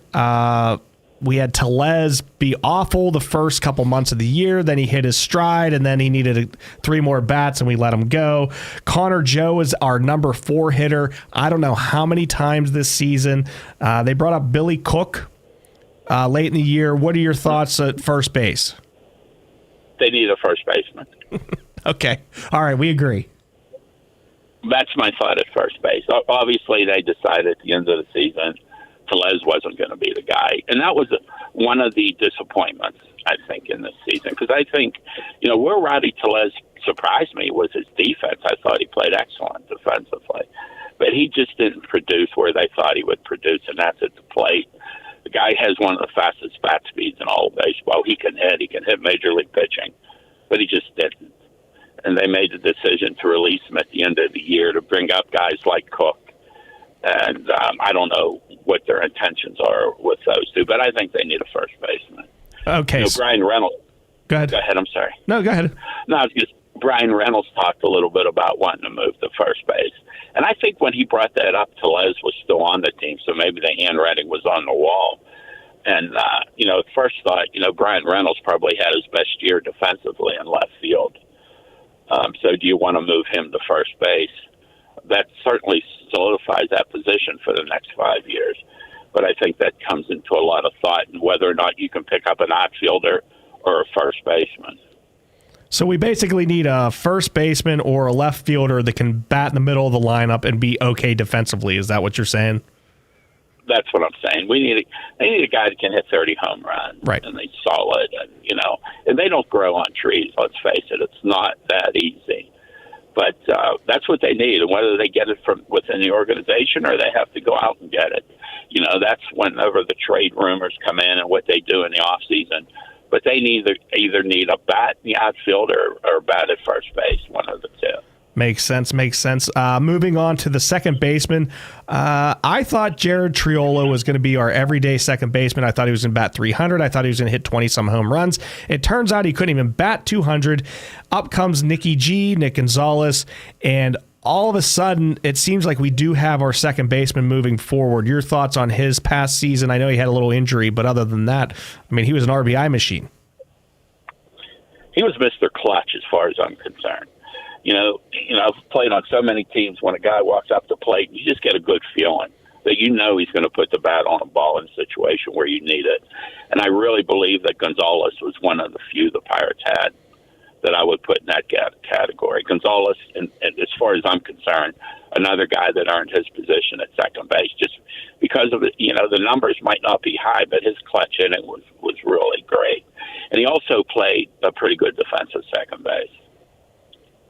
Yes, I agree 110%. I know that in baseball, they skip over shortstop and go to third, but we're going to go right to the shortstop here. What? I don't understand why it's the 6 and not the 5, but that's been around for way before I was born. What's going on at shortstop? I mean, we had Ralph Kiners. What is it? His nephew Falifa playing there, and he was terrible defensively, and he was supposed to be good defensively. He came in, he was batting over 300. I think he ended up with like a 250 batting average after here. We had O'Neill Cruz was our shortstop. He was going to be our shortstop of the future, and they moved him to center field. What's going on at the 6 slot there over at shortstop? I really feel they pulled the plug on Cruz a little early. Everybody talked about all his errors. Well, he had the same amount of errors as De La Cruz in Cincinnati, and they elected him to the All-Star team. I think they pulled that plug a little bit early. I think the guy has the talent to play shortstop. Now, did they make that move to center field as a look-see, as a permanent move? We don't know that. So, O'Neill Cruz, to me, is still the best shortstop that they have on the team right now. I think they have somebody in the minor leagues, too, that might, but I don't know. They can't keep testing players. They have to come out of the gate next year with a lineup that they feel confident with. Brian Hayes, kind of got to go look at third base. Kiner Falefa is a good ball player. I mean, I believe he won the Gold Glove at, third base? And I sort of saw him as a third baseman, and with Cruz at short. And then they moved, Cruz to center field. I don't know that they had, Peguera is another guy who came up at the end of last year. I mean, they didn't bring him up earlier, and I don't know how much confidence they have in Peguera, but I think he's a good ball player. The guy has a lot of talent, enough talent to play in the big leagues. But there again, he's not tested in the big leagues. And we all know what can happen there. But you see it when they bring up Henry Davis, who tears it up in AAA, comes up to the big leagues, and the pitching is just that much better sometimes. And, it's a whole different story. So I would not, if I had I would not go into next season with a question mark at shortstop. I know that. Worst case scenario, I would bring O'Neill Cruz back at short before I tried say Peguera, who I like the kid. I think he's a good ball player. I'd start Falefa at shortstop before anyone else, because at least he's a tested major league player, and I think through the season, he's not going to hurt you. I just see him more as a third baseman. And that's when you have to look over at Brian Hayes. And from everything I'm hearing, it looks like Hayes will be at third base next year. And, he was one of the big disappointments. I think he played with a bad back through the whole season. Portion of this. Yeah. I mean, when you seen him go to the right, you could almost see it. You got, that pivot to the right, the back end of the ball, then you got to pivot back to make the throw. I did not think he was good going to the right as he had been the year before. And I think he played with a bad back all season, to be honest with you. So if that back gets rehab, he's the third baseman. And, then they got to decide. Falefa, to me, is a great utility guy. I don't know if you want to use him every day at shortstop. I personally would bring Cruz back to play short. I don't know that that's what they're going to do, though. Well, listen, we do have to go to break. We're going to come back, and we're going to discuss the rest of the outfield and the pitching staff when we come back, if that's all right with you. So hang on for 2 more minutes. You guys have been listening to WBVP 99.3 and 1230 AM. We'll be right back to One Man's Opinion on Sports. They say it's hard to improve on perfection, but Bushy's Electric on 2nd Street in Beaver may have done just that. Over the years, many of you have suggested to Bushy to begin accepting credit cards. And well, he has listened to you. That's right, the trusted old-school electrician of Beaver County is now accepting plastics, so there is no excuse at all to not move ahead with your project. Remember, the older, the dirtier, the more tedious and unique your job is, the more Bushy's Electric likes it. Bushy's Electric has built a business out of doing work that other contractors won't touch, including rewiring old homes as well as both knob and tube wires. The only thing that will shock you is how affordable and friendly Bushy's Electric is.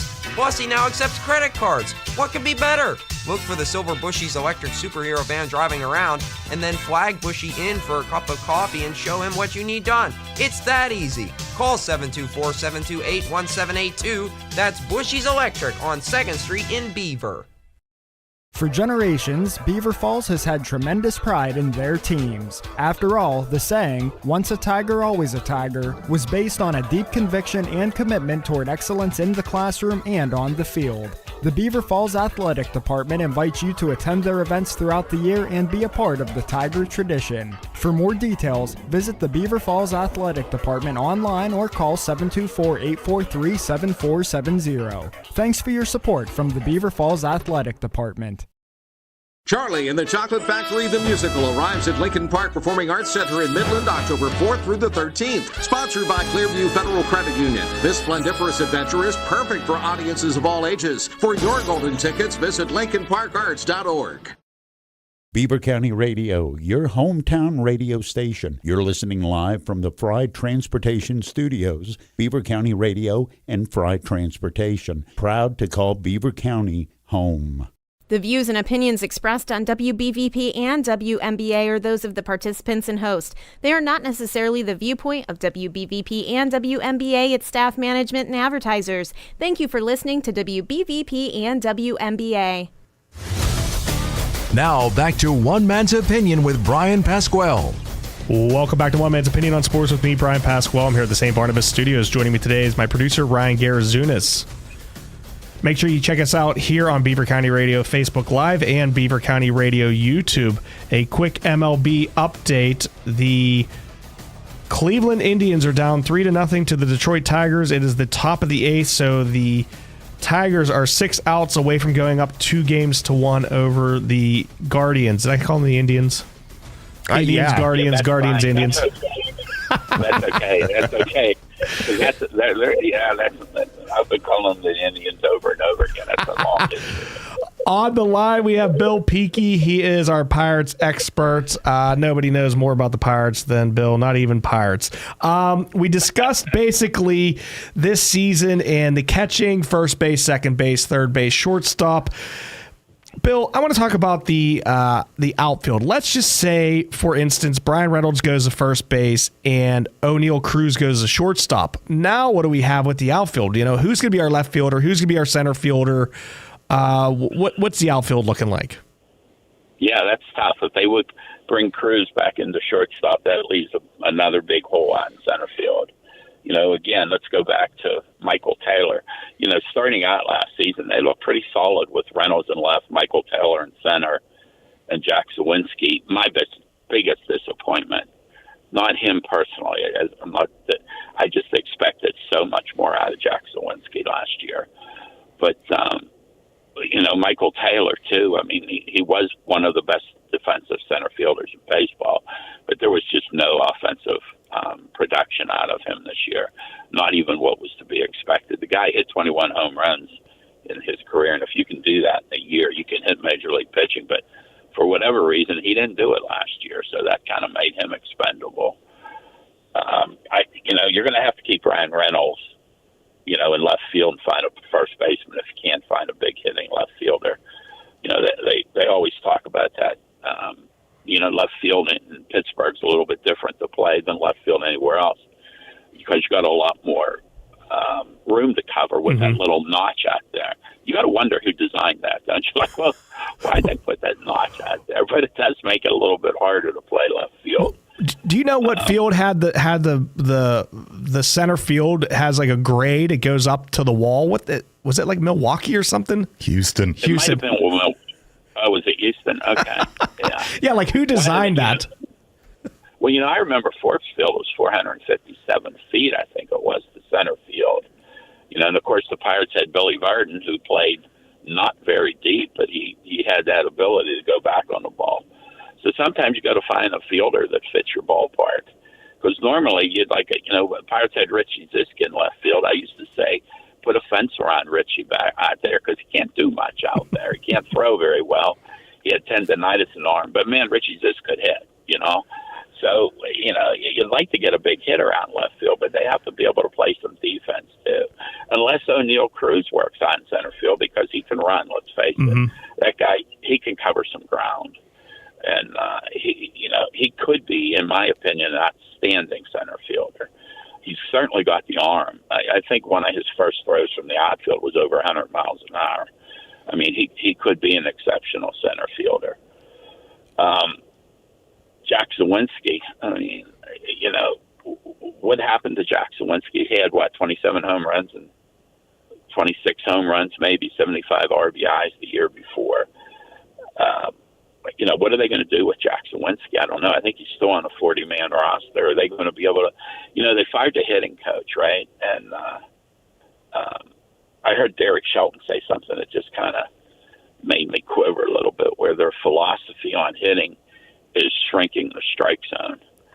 And that just drives me crazy because, you know, now all your hitters, you're always hitting behind in the count. You know, they're taking too many pitches. And I think that was Jack Zawinski's biggest concern. I really do. Not that I've coached at that level, but I remember I had a hitting coach, Frank Thomas, and he taught me to not be up there looking for balls and strikes, be up there looking for simply pitches you can put the barrel of the bat on and be aggressive at the plate. And what a difference that made. Instead of being up there looking for a ball, looking for a strike, looking for a certain pitch, you're just up there to put the barrel of the bat on the ball. And that's the way to hit early in the game and early in the count, to be aggressive hitting. And when you're constantly just trying to shrink that strike zone, you're taking pitches, you're hitting in a hole, and your approach to hitting is totally different, you know, with 2-0 and 0-2. And when you lose that aggressiveness, it just, I think that Jack Zawinski has all the power in the world. The guy hit a 470-foot home run off a major league pitcher in a major league game. There's not a lot of people in the world that can do that. But mentally, I just don't like his approach at the plate. And I think if he had that approach, there was a guy on MLB talking, I can't remember who it was, he played in the big leagues. He said, I wish I knew that when he played, and I don't know where he came from. But the idea is to, you know, you're looking to put the barrel of the bat on the ball on every pitch out in front of the plate. And then if you can't put the barrel of the bat on the ball, you just simply lay off the pitch. Whereas it's going up to look for two pitches, a ball or a strike. No, obviously, you know, different, whatever the count is, wherever you are in the game might change your approach. But I feel like the biggest thing with the Pirate hitters, and Zawinski in particular, they just weren't aggressive enough early in the count. Because I know for me, it made just such a huge difference. So I don't know what's going on with Zawinski. I don't know what this new hitting coach is going to do. I know they talked about they're not going to change their philosophy, though, on hitting. And then why get rid of the coach if you're not going to change your philosophy? That's what I'm thinking. I'm thinking, what's the point then? I mean, mechanics are mechanics, you know. And but what did Yogi say? 90% of hitting is mental, and the other half is physical. And yes. You know, and it's such a mental approach to hitting. And I think guys like Zawinski that have the talent, these guys have the talent. They wouldn't have signed pro contracts if they didn't have the talent. But they gotta progress, you know. And I spent 2 weeks at a pro camp, and I learned more in those 2 weeks than I learned my entire life. I mean, it's just incredible how much you can learn, and how it changes your game. I went into the camp as a number 7 hitter, and I left as a number 3 hitter that they shifted on before there was such a thing as a shift. And I feel like that the hitters just need to be more aggressive early in the count. Now you look at a guy like McCutchen. I think McCutchen's a better hitter now than he was when he was hitting in 2013, 14, or 15. And I don't take that wrong, but I just mean his approach. Mm-hmm. His approach to hitting is just fantastic. But he's a veteran. You know, he knows. So, but these young hitters, man, they're going up there. They got to be aggressive at the plate. They have to be up there to put the barrel of the bat on the ball. And you know, when I coached even high school kids, you know, I said, you're not an umpire. You're a hitter. You're a batter, and you're up there to hit the baseball. And if you get to put the barrel of the bat on the ball, put the barrel of the bat on the ball. You know, I mean, what was they said about Manny Sanguin? They don't think in all of his hits he had in the major leagues, not one was a strike. I mean, he just. I mean, Manny swung at everything. You know, if he could put the barrel of the bat on the ball, he'd put the barrel of the bat on the ball. And I just wonder if a hitter like Zawinski, who has so much power, if he had that approach to hitting, how much of a different hitter he could be. Yeah, I don't know what was going on with him. We were watching some AAA games, and he was batting last down in AAA, so I don't think much changed there. So hopefully he figures it out and does get that power back. We will need a fourth outfielder, that's for sure, no matter what. We are going to be running short on time here. What do we have, about 2-3 minutes? Basically, let's run down the pitching staff. You got Mitch Keller, Jared Jones, Paul Skeens and company, and then, I don't know what happened to David Bednar, but if you want to enlighten us on all that, we got 3-4 minutes, Ryan? We could stretch it. Yeah, 3 minutes.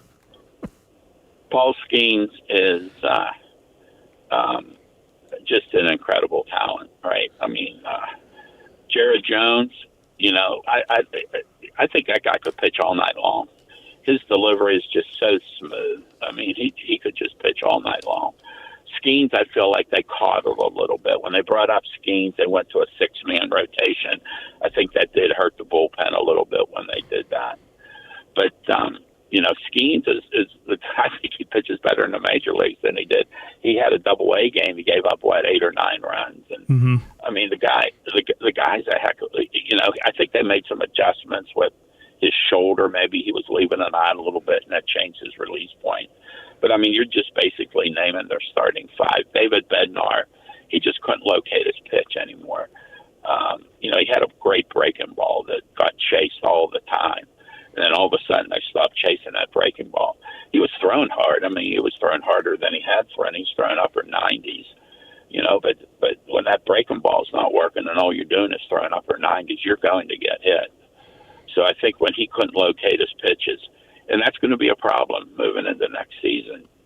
What are they going to do with Chapman? He's not getting any younger, but he's still throwing 93, 94 miles an hour. What a great guy to have around that you can bring him in. When he has his control, he's just unhittable. Mm-hmm. Well, so your 5 starters, I still think they need another lefty. They have a guy down in Double-A, but I don't know that he'd be ready. They got Falter, who, quite frankly, I think we were all wrong on. He did the job last year. He was fantastic. Yeah. So I don't know. Are they going to go with him again? Because they've got, they have Mitch Keller, who fell apart a little bit at the end. They have Skeens, they have Jones, they have Ortiz, and they have Oviatek coming back up. So I think they're pretty solid with starting pitching. And they've got a whole bunch of guys for the bullpen, and they got a lot of good arms in the bullpen. And I think if it's managed correctly, they can be solid. But you have to get these starting pitchers going every 5 days and at least into the 6th or 7th inning. You can't keep using 5 and 6 pitchers every game. I agree. Great stuff, Bill. Unfortunately, we do have to go because we are up against a break. We're going to have you on probably spring training or something if you'd like. Again, we'll see what the Pirates do in the offseason, maybe get that first baseman or left fielder like you said. But anything else before we let you go? That was great talking to you guys. I enjoy it. All right. Take care. Be safe out there. It sounds like you're on the road, so be careful wherever you're going. Oh, yeah. Okay. Thanks, Ryan. All right. Take care. All right. You guys have been listening to WBVP 99.3 FM and 1230 AM. We'll be right back to One Man's Opinion on Sports. One of the greatest honors a person can receive is to be gathered with their people at the time of their passing. Even biblical authors, when they wanted to explain what it meant to have lived a great, prosperous, and meaningful life, spoke of the individual as having lived a long time and being gathered with friends and relatives near as they closed out their twilight years. Being gathered together with loved ones is something that the J&J Spratt Funeral Home takes very seriously as well. The comfort both given and received cannot be underestimated. J&J Spratt Funeral Home also knows that the honor shown to a loved one at their time of need in this manner is still the right thing to do today. J&J Spratt Funeral Home has been gathering together with area families for 4 generations and looks forward to honoring future residents deserving of being gathered together with friends and family. Click jjsprattfh.com.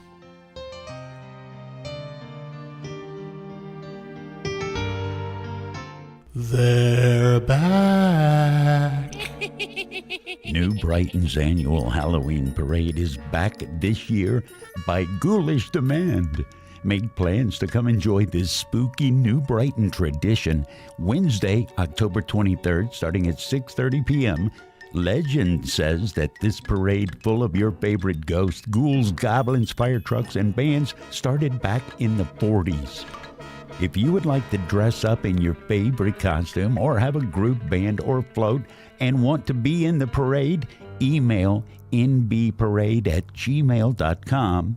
Beaver County Radio will broadcast the parade on Facebook Live so that family and friends around the world can be a part of this tradition. The parade features local bands and, of course, the best thing about Halloween, candy. Come out and enjoy the New Brighton Halloween Parade, 6:30 p.m. Wednesday, October 23rd, and have a ghoulish good time, if you dare. The views and opinions expressed on WBVP and WMBA are those of the participants and host. They are not necessarily the viewpoint of WBVP and WMBA, its staff, management, and advertisers. Thank you for listening to WBVP and WMBA. Now, back to One Man's Opinion with Brian Pasquale. Welcome back to One Man's Opinion on Sports with me, Brian Pasquale. I'm here at the St. Barnabas Studios. Joining me today is my producer, Ryan Garazunas. Make sure you check him out alongside co-host Mike Mueller every Monday through Friday from 11 a.m. till noon on YouTube. Search Two Dumb Yinzers. They talk Steelers, Pirates, Penguins, and much, much more. Also, make sure you check me out on YouTube. One Man's Opinion on Sports. I also, in addition to the radio show, One Man's Opinion on Sports, I also have a YouTube page. Go ahead, click on that. Make sure you subscribe. I got a very special video coming up here once I get 15 more subscribers, so definitely do that.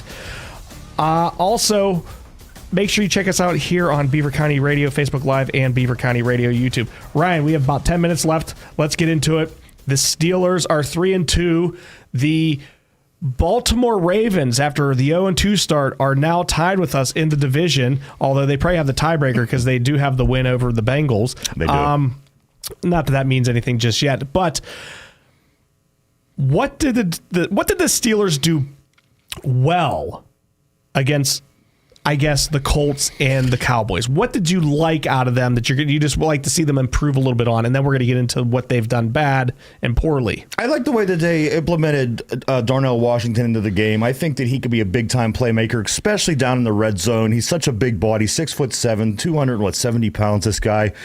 You seen it 2 weeks ago. He was at that size jumping over people running down the sideline. I thought that was impressive.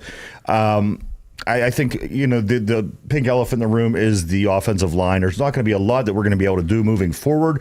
The guys are falling like dominoes. You have plug and play. You have guys. I liked our quarterback sneak. The quarterback sneak is back. Where he followed Siamalu. Yes. I mean, Kenny Pickett, his best play as a Steeler was the quarterback sneak behind Siamalu, and Siamalu comes back, and boom. I knew we were getting the first down. I knew where they were going. It was like 66 out there, Alan Faneca. When Jerome Bettis was getting the ball, you knew he was falling wherever 66 went, and when we need a quarterback sneak, you know it's going right behind him, and it worked like a charm. And there's rookies, there's plug-in players, there's guys that we're three people down the list here. We're bringing practice squad players in from other teams. They may be in the offensive line. This is obviously the problem on the team. We have a strong defense. I have a question for you, because you just said strong defense. Yes. I saw the best defensive play Sunday night that I've seen in at least 20 years. Okay. Orlando Roberts, yes. On the goal line. That was the hit of the set. I mean, we ended up losing, which stinks, but you thought the Cowboys were scoring for sure. Absolutely. And out of nowhere, Troy Polamalu diving over the line, punching the ball. It was an amazing LeVar Arrington type play. Yes. God, that was such a great play. It really was. It just stinks that wasn't what's the highlights that we won. If we would have landed on that ball, that play would have been huge. We would have been talking about that for years. That was a great hit. I mean, I love the way he's playing. Who else is playing? I like the offensive line. I think we're going to be all right there. I outside of Broderick Jones wanting to fight everybody on the other team after the whistle, what is his problem? I don't know. I'm having a hard time figuring these Georgia guys out. Of course, earlier I just did mention Washington. I like him a lot out of Georgia. But Broderick Jones, the guy, he has to get in every scuffle that's out there. George Pickens, of course, what he's going through right now. maybe we should get a hold of the University of Georgia and say, how did you handle these guys that were on national championship teams? The talent's there. We just have to figure out how to work with them. Joey Porter Jr. looked like Bo Jackson out there. And don't confuse me about the running back, Bo Jackson. I'm talking about the outfielder, Bo Jackson. That interception looked like Bo Jackson running one down at the wall. It did. I thought what was kind of comical was the way he was running after, because he is a longer, stretched out kind of guy, and his legs were long and his arms were long, and it was kind of funny to see after the fact. But I loved the fact that Joey Porter did get that interception. I think that he needed it, and that is going to certainly help his psyche moving forward. Okay, so we've talked about the good, the bad, the ugly, I guess, from maybe the Cowboys game. The Colts ran on us. The Cowboys that have no running game ran on us, especially in the second half. What the frig do we need to do to stop the run? We lost in the trenches. Listen, if you have Cam Hayward getting blown off the ball every single play, and of course we had a backup linebacker on that side. It was a smaller Herbig than what we generally have with a Highsmith. So you were missing Highsmith and Cam Hayward getting blown off the ball. They ran to the left side all day, and that's going to be a problem. This guy's 36 years old. Money could be going elsewhere to pay younger guys. An aging Cam Hayward is a big liability on this defensive line. What are we doing at the outside linebacker position? I heard that, who the heck is it going to be? Jeremiah Moon. No. One of our defensive ends, I guess, is what you call it. Like, in a 3-4, it's so tough to call. Right. Like, I heard one of our down linemen is moving to, like, edge rusher. Oh, wow. Okay. Like, I'm not saying every down, maybe more, and so like the likely run plays possibly. Right. So we've got to make adjustments there. I don't know what else you do. I mean, you got to have a run stopper over there. Absolutely. Those a couple things we just mentioned. Also, along the fact I'm not overly blown away with Patrick Queen. I'm not just loving the fact that we brought Patrick Queen here at this point. Leading into the season, I thought it was a great pickup. Here we are, as you said, Brian. I mean, we're halfway through the second quarter of the season. I'm still not thrilled with or impressed, with the way Patrick Queen has been playing. Loudermilk. I think he's going to be playing some of that. Maybe it will be in like a 4-3 versus the 3-4 or something like that. And Loudermilk's going to be him and Jeremiah Moon are going to have to do something over there. That's who it was. Yeah, I think Loudermilk, he plays hard every time he gets in. I do like I like him. He's been on the team for quite a few years for a reason. The guy's a hard player. He's just not a starter. If he could step up and make some plays, that'd be great. All right. So here's my assessment on the AFC. There's some really good teams because there's some really great quarterbacks, right? Yes. You have your Josh Allen. You have your Patrick Mahomes. I don't know if you consider Aaron Rodgers anything at this point in his career, but then you have your Lamar Jacksons. There's a lot of bad teams in the AFC. Let me just tell you how bad these teams are. The Jets, the Dolphins, and the Patriots. Now, Aaron Rodgers could get it together. The Jets can maybe do something, but the Dolphins and the Patriots absolutely stink. Yeah. Okay? The Chargers stink. The Raiders stink. We'll find out how much they stink at, 4:05 start? 4:20? One of those two. Yeah, 4:05. Okay. The Browns are pathetic, thank goodness. Yes, way to go, Browns. Yes. The Bengals stink. The Titans stink. The Jaguars stink. The Broncos aren't very good. There are so many bad teams. How can we not be at least one of the top 7 in the AFC? Maybe we stink. Oh, we definitely stink, but I don't think we stink as much as them. Right. I don't think we're going to beat out outside of a Lamar Jackson injury, I don't see us beating the Ravens for the division. Well, it's been the Lamar Jackson injury that would give them wins usually against us. We're 1-7. Right, but against the rest of the league, they stink whenever Lamar goes down. Right. So, I like our chances when Lamar is in there, but yeah, there's a lot of bad teams, and as you mentioned, there's probably even a couple more in there. So, what happened with touchy feeler Deshaun Jackson? Or not Deshaun Jackson, Deshaun Watson. Oh, good Lord. He's terrible. What was that 4th down? They were going to go for it, and he just walked off the field. Yeah. Yes. It's like you couldn't write it any. Right. Like it's like it's a what is it, like a horror film, but it's you're rooting for the bad guys. You're right, you know? right. Yes. That's what maybe one of your videos you ought to make. You ought to, now that we're moving in on Halloween season, make it horror film related, a spooky one, and like base it on bad performances. Like horror, like horrifying. Shoot me that text. Remind me of that. All right. Yeah, like I said, on YouTube, One Man's Opinion on Sports. Go to my YouTube channel. Check that out. The upcoming videos are the quarterbacks in the NFL. Then I've got what's this lady's name? Oh, what the heck? I already forgot her. Jessica Campbell. She is a coach in the NHL. I'm going to be doing one on that. And also one on LeBron James. That'll be great. But the Raiders, what do they have? Like, they have like one defensive player that's good, Max Crosby, right? Yeah. Is he disgruntled? I mean, he's off and on. I think right now he's happy. But they have Max on the defensive side of the ball, and a player we're familiar with, Robert Spillane, who you might say he wasn't. He was a backup here. The guy's making waves out there. He leads the league, the team in tackles from week to week. I like him on the defensive side of the ball. Who did he light up at the goal line? For when he played for us? Yeah. Derrick Henry and Lamar Jackson. He lit him up, also causing a fumble against him. Also, the offensive side of the ball, they have issues at quarterback. They're going back and forth between Gardner Minshew and Aiden McConnell. They don't have enough to beat us, I don't think. I think we win this game, Brian, even though we're not playing that great of football. Okay, before we go here, the Detroit Tigers did win 3-0 over the Cleveland Guardians, so they are up 2-1 in that series. And the New York Mets and the Philadelphia Phillies are 0-0 at the top of the third right now. We have the WNBA playoffs. The finals are here. Nobody's going to watch that, so nobody cares. NHL starts tonight. We have, I guess it started last night for the Penguins. It starts tonight. They are home versus the Rangers. So good luck, Penguins. Good luck, Crosby and company. This was a great show, Ryan. I don't know. Anything before we go? No, I'm taking the Pittsburgh Steelers over the Raiders. I'm excited the Penguins are back at it tonight, and it was nice having Bill on to talk about the Pirates today. Yeah, I'm still up in the air. I want to know who our starting quarterback is before I want to make my pick on the Raiders, so we'll see if it is a Justin Fields or a Russell Wilson. All right, everyone. We will see you next week. You guys have been listening to WBBP 99.3 FM and 1230 AM. We'll see you back here in 166 hours. You've been listening to One Man's Opinion on Sports with Brian Pasquale on Beaver County Radio. Don't forget, you can watch the show on WBVP-WMBA Facebook page anytime. Tune in next Wednesday from 5 to 6 p.m. for One Man's Opinion on Sports with Brian Pasquale on Beaver County Radio.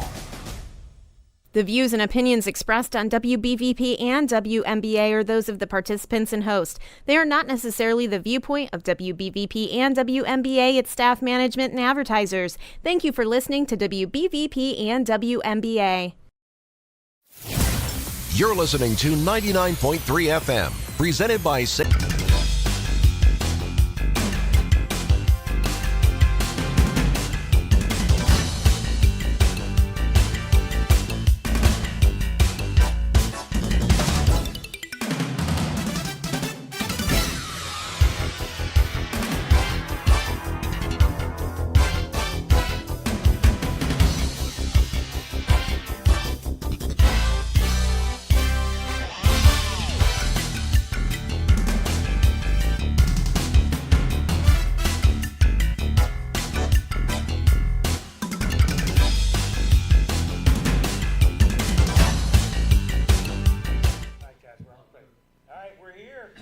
At the Larry Bruno Foundation, the Edward Sondheimer Communications Center, where we're broadcasting from a special edition of Coach's Corner because it is Beaver Falls New Brighton week. It is the Jug Game, they call it.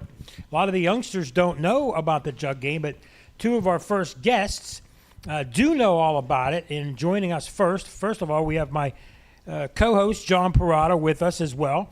And we have Mr. Joe Reseda and Mr. Larry Matrazzo. Both have ties to New Brighton and Beaver Falls. Joe played at Beaver Falls, coached in New Brighton, and Larry, I believe, coached at both places. Gentlemen, welcome.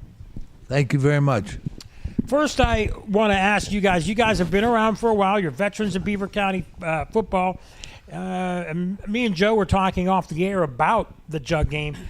It's a lot different now than it used to be.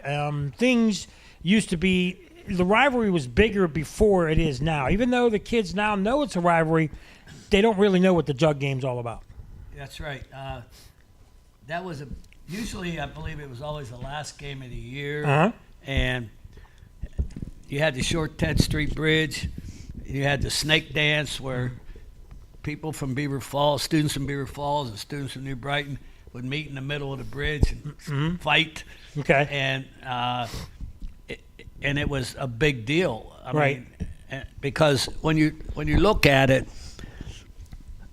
both towns at that time, there was a Rochester Legion, and everybody went there and mingled.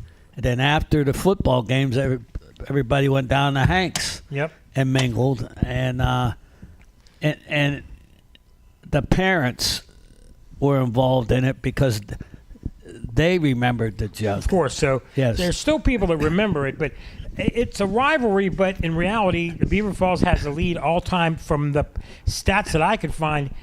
It's 69, 29, and 6 Beaver Falls. Beaver Falls 1-9 in the last 10 years, and New Brighton has won 3 times since 2005. So it's basically been dominated lately by Beaver Falls. So, Larry, let me ask you, as being part of both sides of it, was it viewed differently by either side, or was there one side that took it more seriously than the other? No, I don't think so. Obviously, both sides took it the same way. I was just asking Joe. I can't remember the years I coached at Beaver Falls. We never played Brighton. No. Right. There were years during the mid 60s they didn't play for about 7 years, and then from 92 to 95 they didn't because of different conference alignments. And they played pretty much all the time from 1904 to 1969. They played every single year, but they didn't in the 60s. Well, go ahead, Trez. No, good.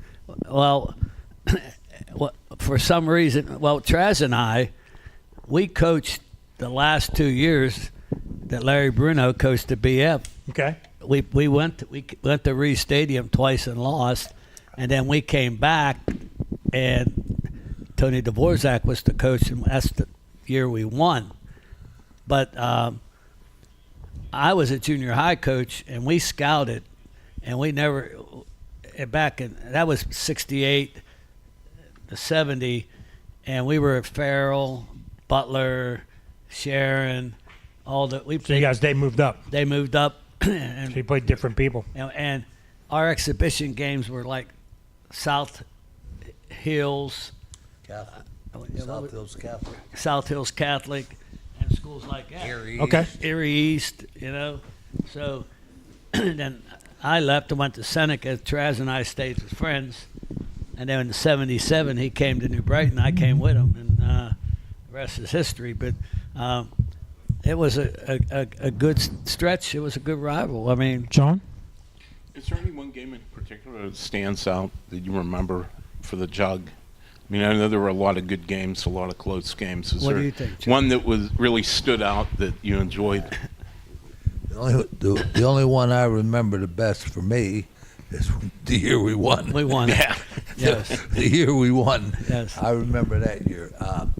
But like you say, I mean, other than that, I mean, there were, they were all rivalry games, Yes. and Yeah. they were pretty important. But what was even funny though is- they were exhibition. Yeah. It was funny is we'd be practicing it, and somebody, what they said was from New Brighton, spying on us, throwing a football at us and things like that. But I have one story I think still is the best of all of the rival. Traz was gone coaching, I was gone coaching, I was AD, and Ed Kasperick was our principal, and we just built a new gym in 2004, and I don't remember what year it was, and we won. And so I wish Jimmy Carbone was here, because Jimmy, usually what you did, He's the athletic director of Beaver Falls, right? you just brought the Jug over, a couple hooplas with the cheerleaders, the band played something, and then you congratulated winning team, and you gave him the jug. Well, Kasperick, the principal, had a different idea. Yeah. So Jimmy Carbone, Brian Fabianic, they think they're going to the old gym. We told them you have to come to the new gym. Well, they walk into the lobby, and they're greeted by the cheerleaders, who escorted them into the gym, who then they were escorted by the majorettes. And Ed Kasperick brought the whole school district to the jug ceremony, and he prolonged it and prolonged it and prolonged it, where normally it was a 10 or 15-minute ordeal. It ended up being a half hour, 40 minutes. And you said? Now, they present the jug, and Jimmy Carbone and Brian Fabianic and I forget who the head coach was, there was smoke coming out of their ears. They were mad. So when it's all over, I said to Cass, I said, pardon my language, I said, paybacks are a bitch. Well, the next year, we got to go to Beaver Falls. So we get in the van, and I said, look for something different, Kaz. So we get there, and we, instead of them greeting us right by the entrance and coming down the ramp, they met us on the side door. Mm-hmm. So we get out, and sure enough, we were escorted by their cheerleaders. And then when you go down the ramp, we're escorted by the majorettes. When we get in the gym, then there's the little tiger majorettes, and so we go down on the floor, and they laid it on us for a good. So they rubbed it in a little bit. Yeah, they rubbed it in, and we come out and we were laughing. I said, "See, Cass." So let's ask now about, you both played in it as well as coach. So you coached and played.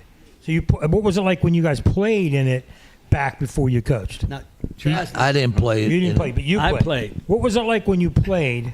Oh, it was.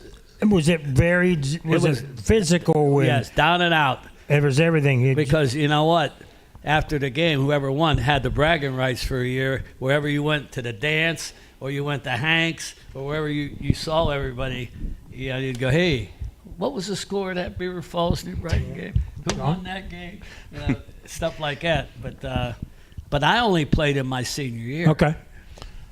John? Is it true that the losing team has to go to the Beaver River and fill up the jug with river water before they deliver it over? Yeah. I've heard that. Some people say it's true. Some people say it's just was. an urban legend that never happened. But you guys, But I don't know if they did it after. They didn't do it in the years. Okay, but I think in the old, maybe back in the possibly, day, yeah. that was part of the deal. You had to go fill the jug up if you lost. Yeah, I think at one time they played on Thanksgiving Day. I think so. And they called it the Mud Bowl or something like that. I don't know. That was before my time. Larry, what's your fondest memory of being involved in the jug game? Well, besides the win, the one time you won. It was just a matter of the fact that, like you said, I did coach at both schools. Mm-hmm. So it was obviously a game that I had mixed emotions about every year. Coaching under Larry Bruno, naturally, when I went to New Brighton and got the job, and then we had to go to Beaver Falls to play them, and obviously I wanted to win it naturally, just for the fact that it would have been a team victory, but there's no game in particular that sticks out in my mind. It's just a matter of the being at both schools and pride in both schools. Right. Trez, tell them about the second time we came over, right at the half, when it was like, it was 6-0. Go ahead. You know what I'm talking about. Yeah, we're playing. It's a close ball game. There's about 40 seconds. 40 seconds left to go in the half, and we got a punt. That's when Moy and Collins, Dwight Collins and Moy were playing. And I went out to call the timeout, and I went out on the field. I told our punter, I said, whatever you do, I said, kick the ball out of bounds. Right. Do not kick the ball down the middle. Right. Okay, Coach. Next thing I know, we snap the ball, punt the ball right down the middle. Dwight Collins catches it on the 30-yard line. All the way. And goes 70 yards for a touchdown. We were talking about Dwight, and he's probably one of the top athletes to ever come out of Beaver County, alone. Let me add on to that. Go ahead. Oh, wait, let Go me ahead. finish. Let him finish. So we're due for break, guys. So we're coming off the field Hmm? at halftime to go in the locker room, and the New Brighton fans are screaming at me. Matrazo, you dum-dum. They said anybody could have told you not to kick the ball. The Dwight Collins and kick the ball out of bounds. I And said, the kids are going to do what the kids are going to do. What can I do? Yep. We go around the field house, right? We're going to the locker room. I go, yeah, Matrazo, what's the hell's wrong with you? Everybody knows that. And he tells me, shut up. The Good stories. Good stories, guys. The punter said, I'm sorry, Coach. I'm sorry. We were locking. Good stories, guys. We could talk to you guys all hour if we had, but we've got some other guests coming up. We've got Beaver Thank Falls' you. head coach and some of their players coming up here. We're at the Larry Bruno Foundation, broadcasting from the Edward Sondheimer Communication Center. We want to thank the sponsors for tonight. PJ's Catering in New Brighton brought the sandwiches, the pasta, and a cookie tray. Foodland in New Brighton with beverages. Foodland and Fisher's Beverage with beverages, pop and water. And the Mississippi Chicken Shack in Beaver Falls. That's some real good chicken and sides. Everybody here eat up. I noticed some people in the background not getting plates, and I know they're hungry guys. So we'll be back. We'll take a break. We'll be back for more Coach's Corner right after this.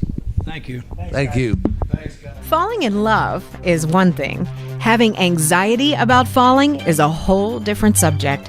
If you or a family member are concerned about falling, and yes, either up or down the stairs, or maybe even out of bed, St. Barnabas has a special message and some ideas just for you. Years of experience in working with people who are prone to falls has given St. Barnabas special expertise in this area. Call them at 724-443-0700 and learn about ways that you can begin to feel more confident and safe, including suggestions that you can implement right now into your daily routine. Call St. Barnabas at 724-443-0700.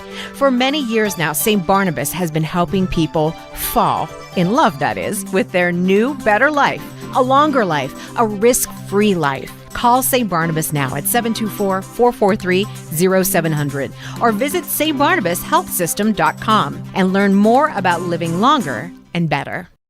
This is Mitch Carver from Carver Construction. Playing a great football game takes teamwork, great leaders, and great individuals. As a former high school football coach myself, I know what it takes to win. I apply these same qualities to Carver Construction in New Brighton. Satisfying customers isn't anything new at Carver. We've been doing it since 1982 for both residential and commercial renovations. I'm behind every job we do, so I can guarantee you that every time you deal with us, you win. Call us or visit us at our website at carverconstructionpa.com. I'm Tiani and I'm equipped. Hi, I'm John and I'm a Bobcat. Hi, I'm Cassie and I'm a warrior. I'm David and I'm a warrior. Hi, I'm Dominique and I'm equipped. This is Daniel from Hopewell, a proud Viking. Well, it's true that when it's game time, we might be on different sides. It's the other team that we are all part of. A team that'll make a real difference once the season is over. That's because we are all training for a very long and profitable postseason at the Beaver County Career and Technology Center. For 45 years now, the Beaver County Career and Technology Center has been creating top-notch performers from all local Beaver County high schools. Our spirited recruits have made the starting lineup and performed like all-stars in many different fields. Why not join our team? Visit bcctc.org, celebrating 45 years as the best place to start a career. The Beaver County Career and Technology Center.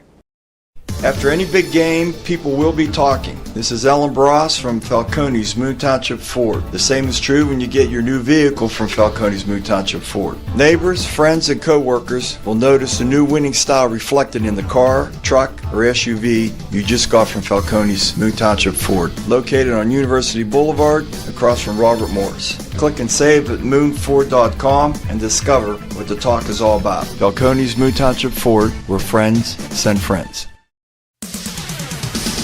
Looking for a fall activity for your children? Pass and score your way into the Beaver County YMCA's Youth Soccer League. The league will teach the basic fundamentals of soccer. There will be one practice a week teaching drills and skills. This soccer league is for kids ages 5 through 12 and runs from September 10th to October 19th. Registration is already open. To register, go to beavercountyymca.org. You know, I've heard people refer to older veteran athletes as being all washed up. Well, quite frankly, that's a rather nice compliment if you ask me. This is the Aquaman of Beaver County, Jim Riggio from the Beaver Falls Municipal Authority. When you hear something like that, you have to consider the source of the water, that is.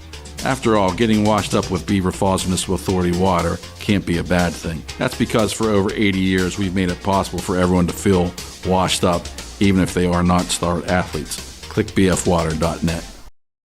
Looking for home services? Call Patriot Home Care in Beaver Falls. Their staff provides company, conversation, and companionship to all patients, ensuring medications are taken on time, participating in fun community activities, personal care, meal prep, and light household work are all services provided by Patriot Home Care, all thanks to the hardworking and selfless team members. Call Patriot Home Care at 724-506-8911 or stop in Patriot Home Care, 1225 7th Avenue, Beaver Falls. How can I help my child to make positive choices? Start with a conversation. Start making the difference. Beaver County Parents, is your child between the ages of 10 and 14? If so, Keystone Wellness Programs is offering the Strengthening Families program in your area. This free program is designed for families to have fun together while learning ways to promote family bonding and communications. For more information about upcoming sessions near you, visit KeystoneWellnessPrograms.org. Paid for with PA taxpayer dollars.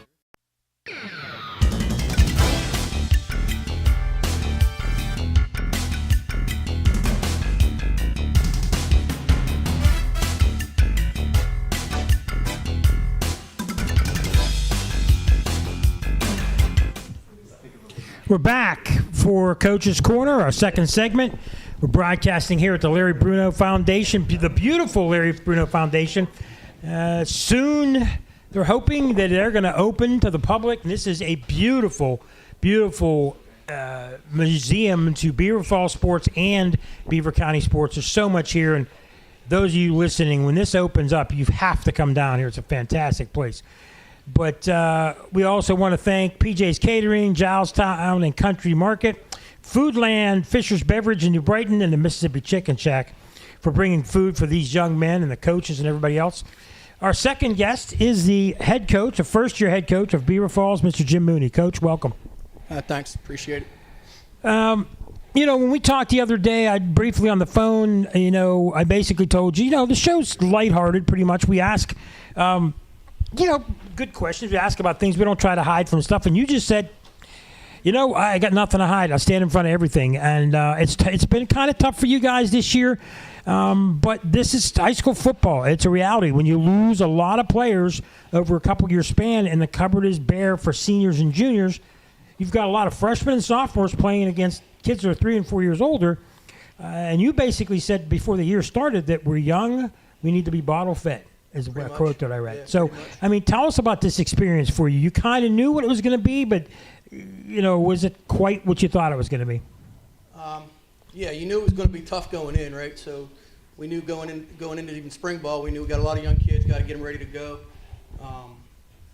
So we knew that part, and that was actually kind of fun at the very beginning. It was fun. You're teaching the basics again. We haven't had to do that for a couple of years.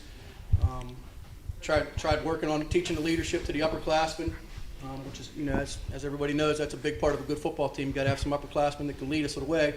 Some of the injuries have been a little frustrating. Now we're sitting at whatever it is, 0-6, 0-7. So, yeah, to say it's not frustrating at this point would be a lie. But it's still our job is to make football players, and I think we're doing a pretty good job of that still. So you see some light at the end of the tunnel. You got some younger players, and it's kind of like the seniors and juniors there now have had success because Beaver Falls has done so well the last 3 or 4 years, specifically winning the WPL championship last year.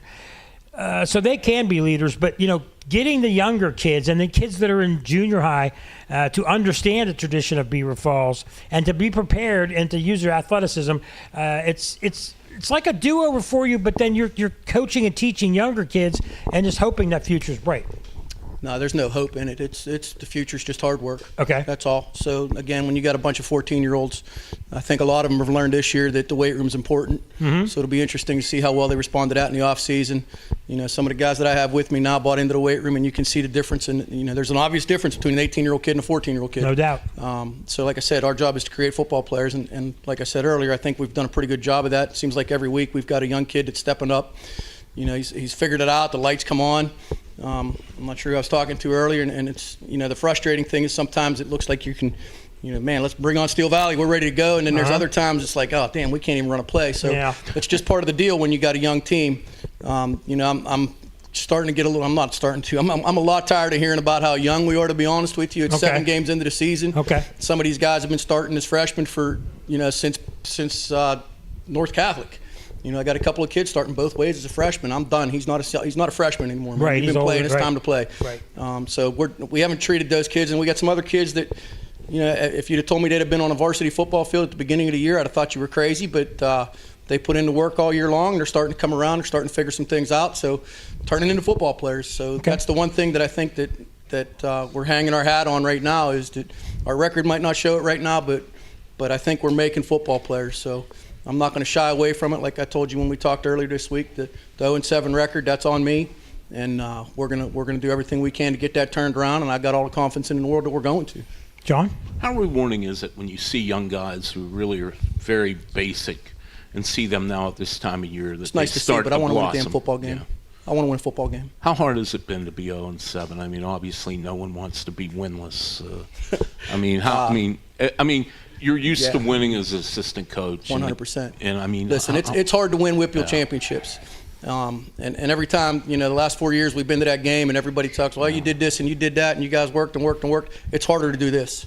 Yeah. This is a grind, and this is the part of it. And I told the kids earlier, sometimes you got to walk through the valley of the shadow, right? So that's what we're doing right now.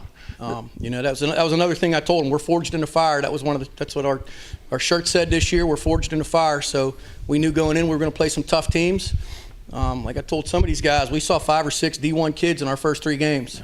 We're forged in the fire, and by the time these kids come out on the other end, they're going to be stronger, they're going to be tougher. And the ones that survive, and we've had a lot that haven't survived, and they're not supposed to be. This game isn't for everybody. Yeah. So it's the one thing I do want, if I put my stamp on a football team, I want them to be tough kids, and they're going to be. And that's kind of where we are right now. I'm finding out what do we have. So it seems like you have the right attitude about this. You don't want to hear about losing. You know you're going to win in the future. It's not if, but it's just going to be when. And you realize that you have to go through this to get to the point. How are the kids feeling about all this, the younger kids? Are they following what you're putting down? You've been with the staff, you've been with these kids, but now you're the head guy. Are they following you? Are they following the process that you're going through? That's something they kind of have to answer for themselves. Being an O-line guy, they say you have the biggest room in the group when you have that O-line, and that was always something special to me. And now being the head coach is a little different. As far as what the young guys think, I don't know, man. They're 14 years old. They can't tell you what they think about dinner yet. We'll definitely ask them. But the guys that are here with me tonight, they're doing what I've asked them to do. Okay. They're setting their legacy right now. They're showing what it takes to be a championship caliber football team. They're continuing to fight through this, and it's tough. I'm looking at these seniors, man. It's heartbreaking for me to see these seniors going through this, because I know what the deal is. But the flip side of this is that when them freshmen and sophomores, when they get to be juniors and seniors, I want them to be thinking about the Zayshawn McKelvey. Exactly. I want them to be thinking about the Nyjon Parkers, the rest of those guys that stuck through this, because we haven't loosened up on practice. We haven't lightened up on anything. Everything is still a difficult game to play. It's not like we're coming in there and just playing I can't say that, but just okay. Just playing around at practice time. That's just not who we are. We're still going to be a tough football. Still working. Yeah, we're still going to be a coaching staff. Let's talk specifically about the Jug game coming up. Beaver Falls 1-9 in the last 10 years. They have the series at 69, 29, and 6. You've coached in it now, and basically Beaver Falls has dominated over New Brighton, and they're kind of turning things around themselves now through a lot of what you guys are going through, and they've got a new coaching staff, and they're really working through things. But what's the Jug game mean to the community, to you, and what's it mean overall? So anytime you get these rivalry games, it's always a big deal, right? Even the years that we had all those successful teams, you still knew going in, it's New Brighton. They're still going to try and do everything they can. And yeah, they've been down the last couple of years. Johnny Cougs is doing a great job over there getting them guys turned around. But rivalry games are rivalry games, and you can pretty much throw the record out anytime you have a game like this. It's you look at all the great college rivalry games. I was a Monaca guy, so I was in the Monaca Rochester for my high school career, so I know all about the rivalry games. And that's kind of the message that I sent to the kids this week was throw the records away because they don't really matter. New Brighton, they smell the blood in the water. I know they do. Hell, I would if I was in their shoes, right? They're looking across the river going, we got our shot, just like every other team in the MAC we're taking their best shots because they see the blood in the water. So it's just a matter of responding to that. It's just another challenge, another week for me, for the kids, for the community. It should mean more. I hope it means more. That's what football's about. Like Coach, you said, you used to line up and fight. We did the same thing with Rochester when I was in high school, and a lot of that kind of intensity might have gone away. I think it's the cell phones and the video game generation took some of that out of us. It did. But at the end of the day, you still got to smack somebody in the mouth, and we'll find out. I like that attitude. John? Offensive line, you were an offensive line coach, and traditionally they're good motivators. Offensive line coaches usually are the top motivators on a staff. How much has that helped carrying over to being the head coach to have those motivational I felt like skills? I was better at it as an offensive line coach than I am now. It's tough. It's a big part of the game. The emotional part of the game has always been a fun part for me, but I'm not one of those guys. Like, I'm not a rah-rah guy. I hate that fake clapping crap. I'm just not that guy, and I know there's a lot of people that like that stuff, but it's got to come from the heart, and sometimes it can, and sometimes it's not. I've had a meltdown a couple of times this year, and it's just, if it's real, I'm all for it. If it's that fake stuff, man, you take that somewhere else. I'm just not that guy. I was going to say, when you have meltdowns, I would think in a way it's good. It shows your kids how much you care. It's the one thing I've always told these kids. I'll be as honest as I can be with them. I don't put any front up. I'm not going to pretend that I'm not Eric Coryell out here. They won't even know what that means. But, I do. I'm not an aired out guy. We're going to run all this crazy offensive stuff. No, man, I want to smash people in the mouth. Last question before we take a break. You were on the staff for 7 years. You've coached for a long time. I'm guessing over the years you've thought to yourself, hey, I want to be a coach someday. I want to be a head coach someday. Now you're the head coach. Is it something you've dreamed about for a long time, to be a head coach? And you know the work it takes, but, tell us about your process in becoming a head coach and what it's like for you now as a head coach. So, no, it wasn't something that I thought about for a long time. It wasn't something that I had dreams of. I was always pretty happy taking my linemen. Linemen are a special group of people anyway. So, I'm 54 years old now. So when Nick said he was stepping down, my wife and I talked about it for a long time. Talked about the commitment level that it takes. And yes, it's a little more intensive than it was just being a position coach, but. I'm a football guy. I don't watch baseball. I don't watch hockey. I don't do any of that stuff. In the off season, I'm in the weight room. So you're football all the time? I'm football all the time, 365. So this stint into being a head coach, when I sat and thought about it and decided to apply for the job, it was something that said, I don't know how much more opportunity I'm going to have to do something like this. I love the Beaver Falls kids. I love the Beaver Falls administration. The support couldn't be better. I love the town. The town is a tough town. It just felt like a good opportunity to take that shot, and I didn't. They say you don't want to be on your deathbed with regrets. Okay. So I said, and again, it came down to, do you have the support system for it? And that's one of the things I also tell the kids is you got to have a support system in this game. And that doesn't just go for the kids, that goes for family as well. You know, I'm a grandpap now, so I got to make sure that, you know, is everybody on board? I've got a son, I've got a daughter, they've got spouses, Exactly. and all that Got stuff. a lot of things going on. Well, when it's football season, it's football season. Football season, so, stay with it. Yeah, Well, you stay with it. And I've been really lucky. I just got to say that right up front. My Okay. wife has been supportive. Both of my parents still come to the games. That's It's, good. Yeah, you can't beat it. So. Well, I love the attitude and I love the work ethic, and we certainly appreciate you coming on with us. We're going to take another break here. We're going to bring some of your young men on. Remind people that we have some sponsors to thank: PJ's Deli and Catering in New Brighton, Giles Country Market in Beaver Falls, Foodland in New Brighton, the Fisher's Beverage in New Brighton, and the Mississippi Chicken Shack. Thanks to them for all the fine food. We're here at the Larry Bruno Foundation. We'll be back on Coach's Corner here after these messages. When it comes to school buses in Beaver County, it's hard not to notice the shiny Fry Transportation fleet. Fry Transportation has been a local family-owned Beaver County business for over 30 years. As any successful football team must be dependable and reliable, these same qualities have made Fry Transportation a champion operation. Best wishes to all local teams and safe travels to the gridirons this season from your friends at Fry Transportation. Back to school season means back to your credit union season.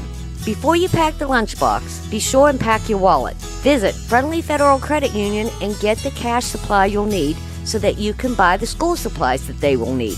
This is Cindy Hiladio. Stop into the principal's office and see me to sign up for an easy-to-manage personal signature loan. They're now available from $500 to $10,000 with approved credit. Friendly Federal Credit Union, member NCUA, equal housing lender. Make your dream of a college degree a reality at Community College of Beaver County. CCBC offers 10 pathways to success, including health sciences, criminal justice, industrial technology, business, and more. Start at CCBC and finish your career or get transfer ready, all at a realistic cost. Enroll today, ccbc.edu. Getting into the lineup and making the team is easy at Freedom United Federal Credit Union. Training camp is starting and you are invited. This is Coach Andy Dengel and I'm looking for new teammates. Membership is open to many organizations and groups throughout the county. Join my team at Freedom United Federal Credit Union. Details and applications are available now. Visit Freedom United Federal Credit Union today. Member NCUA, equal housing lender. Want the ultimate cigar experience? Fat Boy Cigars Premium Tobacco Shop and Smoking Lounge is located off of 376 in Center Township. Fat Boys Cigars offers all your cigar needs with an assortment of some of the finest cigars, including small batch boutique cigars and over 21 aromatic pipe tobacco blends and accessories. Stop and see their luxurious lounge accommodations. Book them for your next event. Visit their social media page for a list of event dates and times. Welcome to the Fat Boys world, Beaver County. At Geneva College, your academic experience will prepare you with exceptional expertise in your chosen field. But what you'll learn is so much more than just that. Integrating faith and learning, you'll grow to see God's purpose and calling in your life's work. You'll be challenged to imagine how the world around you could be different and what your part might be in making that difference. You were made to live courageously. Visit geneva.edu today. Can you afford to put off repairs or replacement of your roof? This is Diane Ireland of Ireland Contracting. With interest rates going up, take advantage of our 12-month same as cash or financing up to 10 years. Add that skylight, change the siding, or update the windows. My husband Gary and I are so confident of our expert craftsmanship that we put the family name on our business. Call 1-800-NEW-ROOF or visit IrelandContracting.com. Ireland Contracting, we got you covered. Ellen Barras from Falcone's Moon Township Ford. The same is true when you get your new vehicle from Falcone's Moon Township Ford. Neighbors, friends, and co-workers will notice the new winning style reflected in the car, truck, or SUV you just got from Falcone's Moon Township Ford. Located on University Boulevard across from Robert Morris. Click and save at moonford.com and discover what the talk is all about. Falcone's Moon Township Ford, where friends send friends. Looking for a fall activity for your children? Pass and score your way into the Beaver County YMCA's Youth Soccer League. The league will teach the basic fundamentals of soccer. There will be one practice a week teaching drills and skills. This soccer league is for kids ages 5 through 12 and runs from September 10th to October 19th. Registration is already open. To register, go to beavercountyymca.org. This is Mitch Carver from Carver Construction. Playing a great football game takes teamwork, great leaders, and great individuals. As a former high school football coach myself, I know what it takes to win. I apply these same qualities to Carver Construction in New Brighton. Satisfying customers isn't anything new at Carver. We've been doing it since 1982 for both residential and commercial renovations. I'm behind every job we do, so I can guarantee you that every time you deal with us, you win. Call us or visit us at our website at carverconstructionpa.com.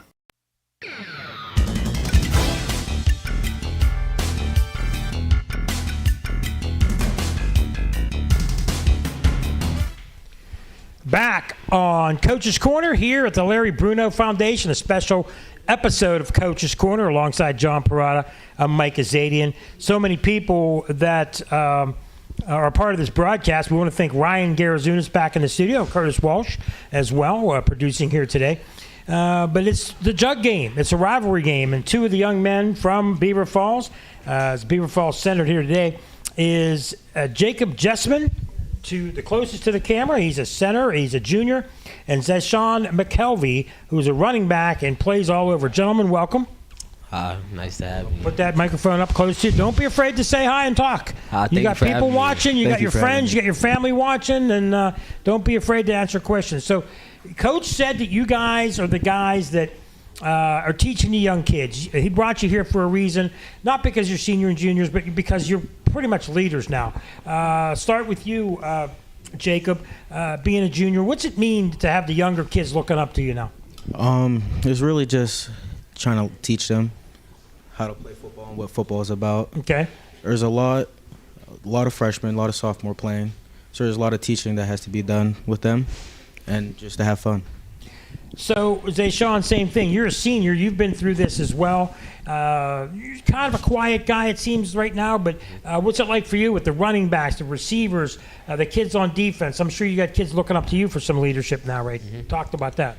I'll start right now by saying it's different because, you know, in my previous years of playing, I've never had to step up and be a leader. Right. So for me to be more vocal and try to teach everybody, especially the young guys, because it's a lot of guys that haven't actually played football nor have they watched football. Mm-hmm. So just teaching them the basics and the fundamentals and going from there, it's a different ball game. And just all the different positions, I feel like I've watched football, you know, and I know enough, and I, you know, can give enough tips and hints to just help out, you know what I mean, at every position. Let's talk with you. Another question. I'll get to both you, and then we'll get John with some questions here. You have been with the team now. I mean, have you been there since you were a freshman? Yes, sir. You've been with the team. You've seen the WPL championships. You've seen the playoffs, state playoffs, all the success, the big crowds. It's a little different now for you, but what was that like, being part of a championship team, and what did you learn from that?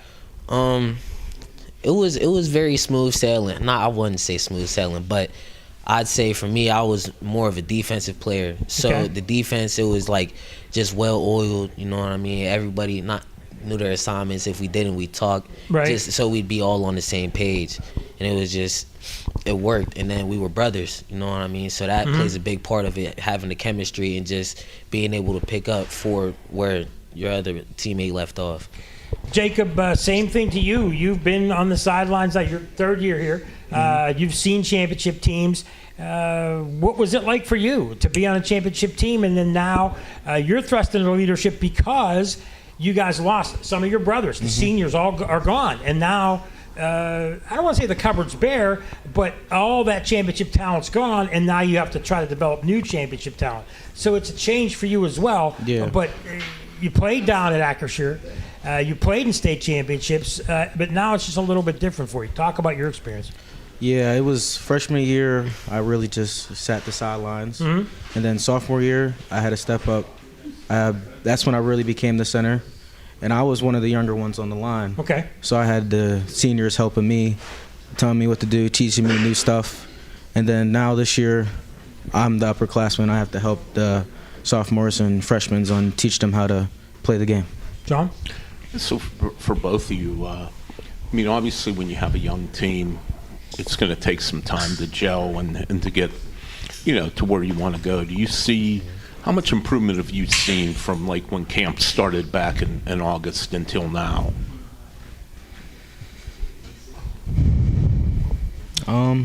He stumped them. Well, usually, that day he stumped them. I'm sure you guys have to be back. I mean, you have to seem. I realize you're 0-7 and that's hard, but I mean, there has to at least be a good feeling that you guys are moving in the right direction, I would think.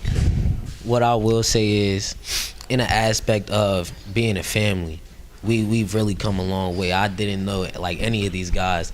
It's really hard to tell them who's who. So we've come a long way in that aspect. I love those guys to death. I ride for them, give them my last limb on the field, off the field too. But just in a football aspect, I feel like we haven't been stagnant. It's just not as many players are progressing how they should be. But there are players who have came a long way from. There's one guy, he never played football a day in his life. Didn't know how to catch a football. He didn't even know whenever it came at him. But now he's here, and he came a long way. He's arrived. He makes plays. Obviously there's still some mess ups. He's not pro, but yeah, there's been a lot of improvement and a lot of setbacks. What I say, there's a lot of injuries and just different people coming and leaving. So we have to adapt to that, and that's what I say really held us back, not so much as just improving, because we have improved. You play New Brighton Friday night, and I mean, there's a long history, like Mike mentioned earlier, going back over 100 years. The two schools have played right across the river from each other, and you imagine a lot of their guys, they know a lot of you. How big a game is that, and how excited do you get to play New Brighton? In the past years that I've been here, like in high school, it was always just an easy day. It's New Brighton. Right. We're just going to play, and we win. But this year it's a little different. I do know a couple of guys over at New Brighton, and they're doing a lot of talking. Their heads again, very pumped up. So, I mean, I'm excited to go out there and just play and be me. I know I'm going to make plays, and I have faith that my guys are too. It's going to be fun. It's going to be fun. There's a lot of people, a lot of fans talking about it. Yeah. They're hype about it too. Always. Yeah, I'm just ready to play. I don't have a lot to say. I'm just ready to play.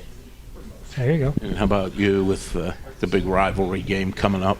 Yeah, I'm gonna go there. I'm gonna have fun. I'm gonna give my team the best I have. I'm gonna play for him, play for all the seniors. I'm just gonna do the best I can. Guys have good attitudes. I like that. Last questions before we go to break.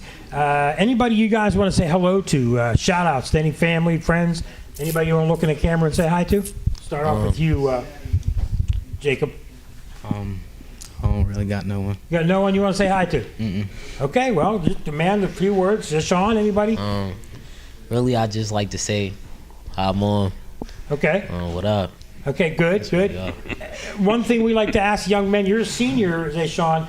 The year's not half over yet. You're playing football, then, it's your senior year. What are your plans after high school? I mean, what are you thinking about doing with your life when you leave Beaver Falls?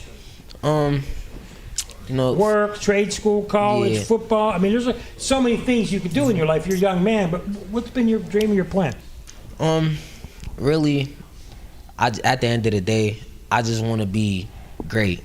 Okay. So there's a lot of different ways I could take it. I want to go to college. Okay. That's if I get a scholarship, okay. The team wants me. I'll go into trades. Okay. But you want to be great in whatever you do. Yeah. I want to stand out in everything. So trades, work for the union or something. I want to. There's always going to make money the rest of your life. Nothing wrong with that. Go move around, find other options. What's actually out there? There's so much that I don't know. Oh yeah, you're a man. You'll find a lot of stuff. So I don't want to just put all my eggs in one basket. Okay, that's smart. Jacob, you're a junior, but you've probably thought about stuff like that in your life. 10 years from now, what do you want to be doing with yourself? If you're not a pro football player, what do you have a dream to do? I would like to get into carpentry. Okay. I do a lot of stuff like that when I'm not doing football. So when me and John are old men, you can build us a retirement home. Yeah. Okay, good. I'm holding you to it. We're gonna count on that. Gentlemen, it's been an honor having you. Thank you very much. We're going to get to your last two teammates. Good luck this week. Good luck the rest of the season, and good luck for you into the next year for Beaver Falls, and good luck in your future. Thank you. We're going to take another break. Thank you for having us. Here at the Larry Bruno Foundation, Coach's Corner. We'll be back after these messages. Thank you. You know, I've heard people refer to older veteran athletes as being all washed up. Well, quite frankly, that's a rather nice compliment if you ask me. This is the Aquaman of Beaver County, Jim Riggio from the Beaver Falls Municipal Authority. When you hear something like that, you have to consider the source of the water, that is. After all, getting washed up with Beaver Falls Municipal Authority water can't be a bad thing. That's because for over 80 years, we've made it possible for everyone to feel washed up, even if they are not star athletes. Click bfwater.net.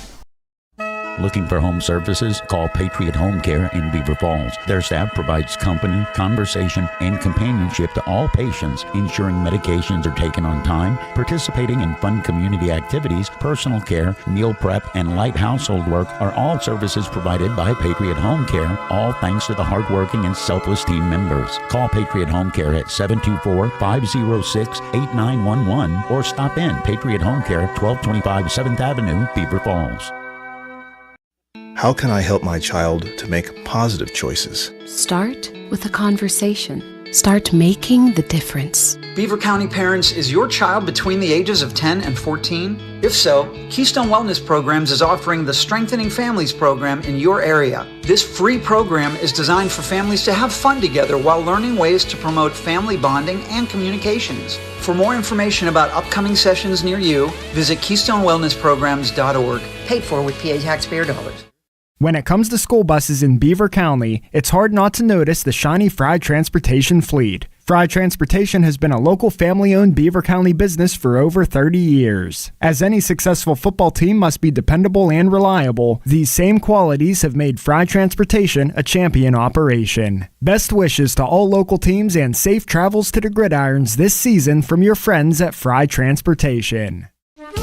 Make your dream of a college degree a reality at Community College of Beaver County. CCBC offers 10 pathways to success, including health sciences, criminal justice, industrial technology, business, and more. Start at CCBC and finish your career or get transfer ready, all at a realistic cost. Enroll today, ccbc.edu. Getting into the lineup and making the team is easy at Freedom United Federal Credit Union. Training camp is starting and you are invited. This is Coach Andy Dengel and I'm looking for new teammates. Membership is open to many organizations and groups throughout the county. Join my team at Freedom United Federal Credit Union. Details and applications are available now. Visit Freedom United Federal Credit Union today. Member NCUA, Equal Housing Lender. Want the ultimate cigar experience? Fat Boy Cigars Premium Tobacco Shop and Smoking Lounge is located off of 376 in Center Township. Fat Boys Cigars offers all your cigar needs with an assortment of some of the finest cigars, including small batch boutique cigars and over 21 aromatic pipe tobacco blends and accessories. Stop and see their luxurious lounge accommodations. Book them for your next event. Visit their social media page for a list of event dates and times. Welcome to the Fat Boys world, Beaver County. At Geneva College, your academic experience will prepare you with exceptional expertise in your chosen field. But what you'll learn is so much more than just that. Integrating faith and learning, you'll grow to see God's purpose and calling in your life's work. You'll be challenged to imagine how the world around you could be different and what your part might be in making that difference. You were made to live courageously. Visit geneva.edu today. Can you believe fall is already here? This is Diane Ireland of Ireland Contracting.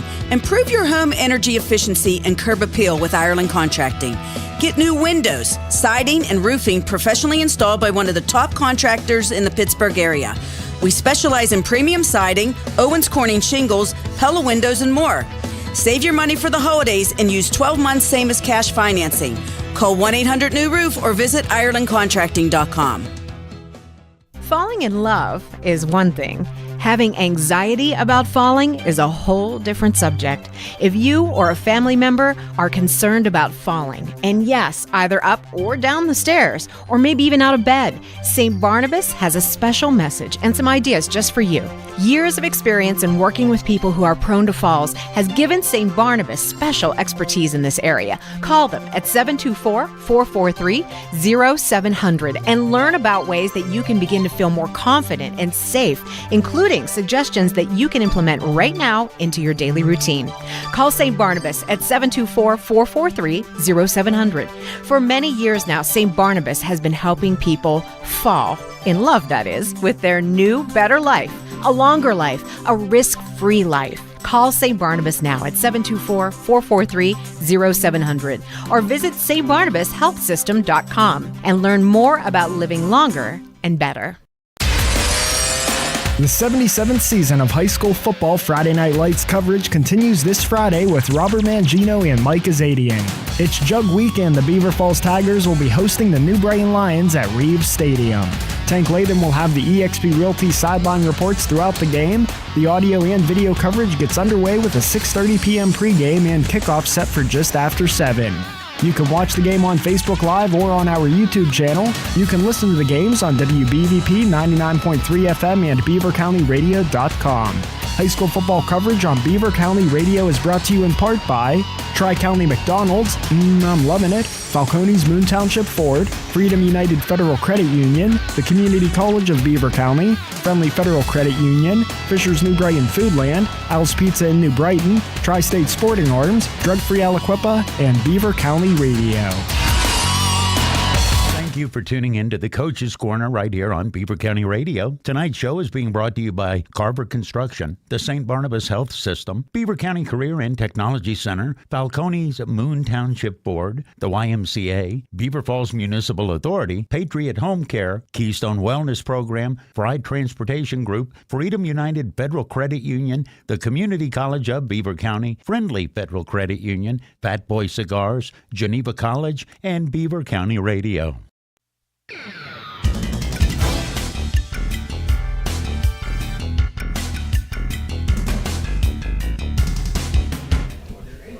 Okay, we're back to Coach's Corner here. Downtown Beaver Falls, the Larry Bruno Foundation at the Edward Sondheimer Communication Center. Pretty official for guys like me and you, John. Very nice. Very nice place. It's a very nice place. This opens up. They've done a great job of capturing the history of athletics in this town. And part of the history of the athletics in this town is the Jug Game. And two of the participants in this year's Jug Game, which will be Friday night in Beaver Falls at Reeves Stadium, are Kenny Jewell. Hello, everyone. Hello. Thank you for making it. And Zayshawn McKelvey. No, Nigel. Oh, Nigel. I'm sorry. That happens. We're not perfect. Yeah. I apologize for that. Nijon. You're not perfect. I never am. Nijon, you're a senior, wide receiver, cornerback. You've been through a lot of the Beaver Falls, New Brighton games this year. It's going to be a little bit different. They've kind of gotten a little bit better, and they're planning on trying to come to your place and beating you on your home field. What have you guys been talking about to try to prevent them from winning this year? Well, we haven't really been talking about trying to prevent. We've just been trying to just play on ourselves. Okay. Practice on ourselves. Try to work on what we got going on, because we haven't been having the best season. They've been having a pretty better season. So we've been trying to work and see what we're going to do on Friday. Okay, Kenny, you've played quite a bit last year as a sophomore. You've been on this team since you were a freshman, so you've played in the rivalry game, and you've also played in WPL championships, so you've got some more experience than some of the other juniors and seniors. So we got to kind of count you as being one of the most experienced guys on the team. What are your feelings about this game coming up in the Jug Game? And do a lot of kids know how important it is and know the history of it?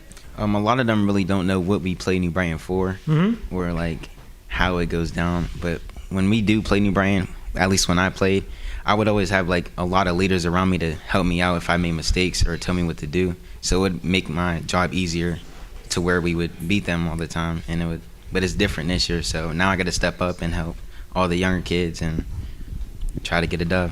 So do you feel that your guys are ready this year? Do you feel that the younger kids could be up to the challenge? I feel like they can. We definitely grew since the start of the season, all the 7-on-7s, the practices, scrimmages. They've grown a lot. Some of them are actually like leaders now. They're more experienced, so I feel like we've been through the troubles. We should at least get a dub on the board now. Nijon, as a senior, same thing as him. You've been through WPL championships. You've seen the highs. Now you're seeing the lows. And that's what high school football is all about. But this Friday is a special game. It's a rivalry. I'm sure you know some kids in New Brighton. What's it mean to you personally to play in rivalry games like this? Well, rivalry games mean different things to everybody. I used to actually live in New Brighton. For a little bit, yeah. Okay. So I definitely do know some people over there. So me personally, I think I'm going to just try to come out, do the best I can. And same with the whole team. We just go and try to play, get a win. Okay. John? Guys, it can be a long season. I know, you guys don't want to be 0-7, but what keeps the morale going? You guys keep working hard in practice every day. What kind of drives you to keep pushing on? I guess just everybody's on the team love for football. Obviously everybody wants to win, but it's not happening at the moment. So we're just going to keep trying the best of our ability and try to get this win. Kenny, what do you think? I feel like the fact that there's a lot of people that quit and that people that didn't quit clearly still want to be there and try to get a win. So I feel like they care a lot about the game and this game coming up, and they want to get a win. Mm-hmm.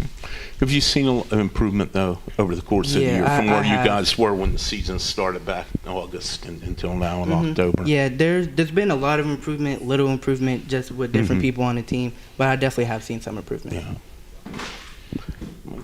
Guys, let me ask you this. The important question is, what do you think of the food that we got here tonight? I love the subs, the chicken, and the mac and cheese. Subs, chicken, macaroni and cheese. PJ's Catering brought the sandwiches. The Giles Country Market brought the cheese plate. Foodland in New Brighton donated the pop and the water. And the Mississippi Chicken Shack, I've eaten there before. That's my question. Being Beaver Falls residents, how often do you go to Mississippi Chicken Shack? I actually never been. You've never been there? No. I don't think I've been there. Now you're going to go there You're going to go there now because the chicken's good. Do you guys want to say hello to anybody? Anybody watching? Anybody listening? Hi, Mom. Hi, Hello, Dad. Mom. Okay. Shout out to my sisters. Sisters. Okay, Kenny, how about you, buddy? Hi, everyone. Hi, everyone. You just want to say, not to your teammates or anything like that. Some guys say hi to a girlfriend. You covered it all with everyone. You covered it's a smart thing to do. Last question, and then we got to go to a break.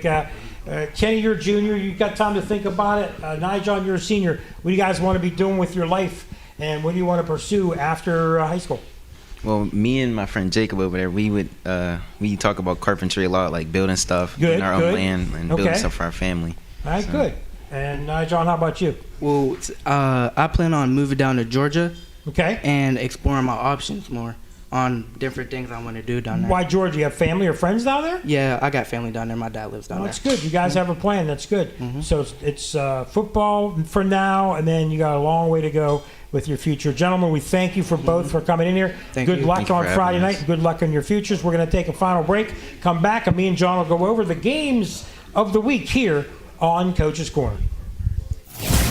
You're listening to 99.3 FM, presented by St. Barnabas, in addition to 1230 WBVP Beaver Falls.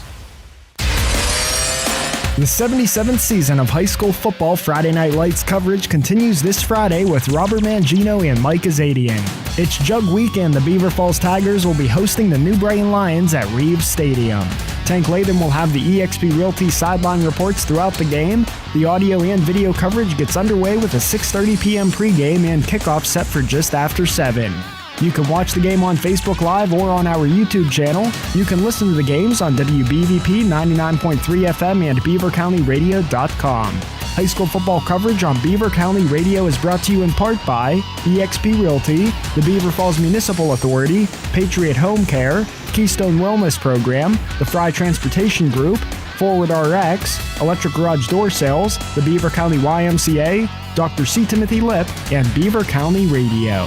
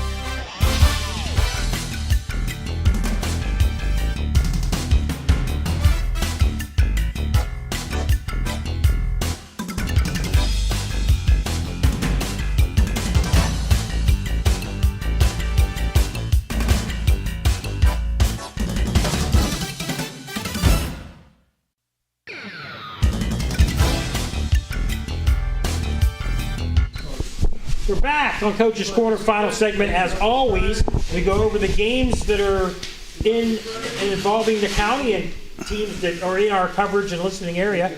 Joining us is Mangino. Hello. I always call him Robert, but he got the boy band name Mangino. So back to the boy band thing. I thought we left the boy band stuff week 2 last year. I'm going to be doing that forever if you're Mangino. You know you're famous when you can go by one name, like Elvis. Cher, Elvis, Mangino. There you go. Exactly. Well, we're going to go over the games. Let's start out in 5A. Moon and the Allegheny Six. They're 0-2 in conference, 3-3 overall. They play at Baldwin, 0-7. Moon needs a win, John, to stay alive for the playoffs. If they lose this game, playoffs are probably going to be out of the picture. Yeah, it's definitely a must-win. They had a tough loss against Peters Township last week, and see how they bounce back. It's a big one here this late in the season. You live up in Moon, Robert. Any scuttle on the Moon game? Moon wants a victory. They've been frustrated the last couple of weeks. They played well, just not well enough to come back with a W. Baldwin is a perfect game to match up with. They get all of their frustrations out. I think they win by 2, maybe 3 touchdowns. Let's go 4A to the Parkway Conference. We'll go through the 3 games and talk about whatever game you want. Aliquippa is at 2-0 in the conference, 4-1. They're at Blackhawk. Blackhawk, pretty good team. 3-2 in the conference, I believe. 4-1 overall. They had a victory last week over Ambridge. Montour right now in first place in the conference. They're at Ambridge, and that's a tough one for Ambridge and a tough loss for Ambridge last week. Newcastle is at West Allegheny. Big games for Newcastle, West Allegheny, especially because those guys, John, are right now, if they win and keep winning, they're going to be in for like that third playoff spot. But a loss right now for them is going to be devastating. Yeah, it really will. And I think Montour is probably just a little bit better than Newcastle. I think certainly Newcastle has a chance to win that game, but I think Montour's just a little bit better. Robert, Aliquippa, of course, we've seen them early in the year. They seem to be, a lot of people are like, what's wrong with Aliquippa? Man, they're not scoring as much as they have in the past, but they've lost some talent, but they're still winning. Yeah, remember last year they had a difficult time against West Allegheny? Mm-hmm. That game flipped the switch. They went on and won the state. Last week, they had a difficult time against West Allegheny. Don't be surprised if that's the switch game that turns them on. And they play at Blackhawk. Blackhawk much improved. And again, those Aliquippa and Montour right now seem to have playoff spots locked up almost. But Blackhawk, West Allegheny especially, and Newcastle all fighting to make the playoffs. In 3A, Our Lady of Sacred Heart, just on the outside of our coverage area. They play at Steel Valley. Must win for them. Let's skip to the MAC. That's where we have a lot of Beaver County teams. Shenango's at Laurel. New Brighton at Beaver Falls. Everybody knows about the Jug game. Elwood City at Riverside, a rivalry game. And Freedom at Union. Anything stick out to you, John? Well, the Little Brown Jug game, obviously, is always a big deal regardless of the team's records. And, I know it's been a tough year for Beaver Falls, but I would expect that they'll give New Brighton a battle in this game. I don't think it's going to be a blowout. Robert, you've seen Beaver Falls. Well, we were supposed to see Beaver Falls play, and we didn't. Right. You've seen Riverside play. You know that they're much improved. New Brighton's much improved this year. Beaver Falls down a little bit. Elwood City, one of the better teams in 3A or 2A. It's an interesting conference right now. New Brighton and Riverside fighting for their lives to see if they can sneak up and get a playoff berth. When you're playing for the Little Brown Jug, you get up for this game. And for Beaver Falls, the struggles that they've had this season and the disappointments, if you can come out with one win for the season, because it's not going to get any easier for Beaver Falls after this game. You get this win, and there's a level of success. Another game I'm looking forward to is the Elwood City Riverside, because it's right across the river from each other. Mm-hmm. Nice big rivalry there, but Elwood City's just too powerful. Yes, and Elwood City last week went to Western Beaver and won, I think it was 26-20, and that essentially was for the conference championship. So unless Elwood City loses their last 3 games, they should win that conference. That was a big game over Western Beaver last week. Let's go non-conference. Cornell comes to Rochester. They used to be a big rivalry for years, but they don't play in the same conference anymore. Rochester with a lot of injuries, trying to get back up. They won 2 weeks ago against I can't remember. But Cornell has played really well. They've lost a couple games in a row, but a rivalry game nonetheless. And then Freedom has to go to Hopewell. Hopewell, another team that is an off week, but they have to stay alive for a playoff berth in the Parkway. Yeah, that's going to be an interesting game for Hopewell. Actually, it's Freeport they're playing. Oh, it's Freeport. Yeah, so it's a non-conference game, but it'll be a good game for them. It's Freeport, right? Freeport plays Union. Really traditional rivalry there, Freeport and Hopewell. Yeah, it's kind of nothing in common. Well, yes. they got to play for a record, so True. it helps. For the Hopewell game, it's a lot about which team shows up for Hopewell, because they've shown themselves to have something at times, and other times not. Are they going to be up for this game? You would think. And if they are, they can come away with the W. They're a growing team with a lot of young talent. And you're right, they look good at times, but that's what a young team does. Saturday, Mohawk goes to Western Beaver. Western Beaver coming off that loss at home, you would think. But Mohawk's a team that is always giving them trouble, so they don't want to mess around there, because a loss to Mohawk will throw them lower in the playoff and have to play a tougher first-round opponent. You are right. Mohawk does play Western Beaver tough. You remember we did the game 2 years ago in Industry. A lot of people thought Western Beaver win the game handily, and Mohawk ended up upsetting them. They just outplayed Western Beaver. I think that's a really close call. It's really a toss-up. I'll go to Western Beaver playing at home, but again, just slight lean that way. Yeah, I'll go Western Beaver, too. I think they look really, really good. Saw them against Riverside. Saw them at the beginning of the season when they played against Ambridge. They really have grown as a team since that Week 0 game, and I feel really good about Western Beaver winning on Saturday. Let's skip over the West Hills Conference of 3A. Beaver plays at North Catholic. Beaver, one of three teams still vying for a section championship. Central Valley's at Quaker Valley, and McGuffey is at Avonworth. Avonworth, Beaver, and Central Valley all are fighting for that section championship. There's a possibility that they could all finish it with one loss, all losing to each other in some way, and they're going to have to go to the point system. So it could be very interesting for them. And Robert, I know we've seen Beaver, we've seen Central Valley, and we know about how good Avonworth and North Catholic are. So that's interesting games there this weekend. Yeah, I'm thinking that Avonworth comes away with the win on this one. Central Valley does, and Beaver does as well. So it keeps things waiting for the end of the season. And yes, we're possibly looking, we don't know yet, possibly our last game of the season will be Avonworth at Beaver, with section implications on the line. John, any comments on those games?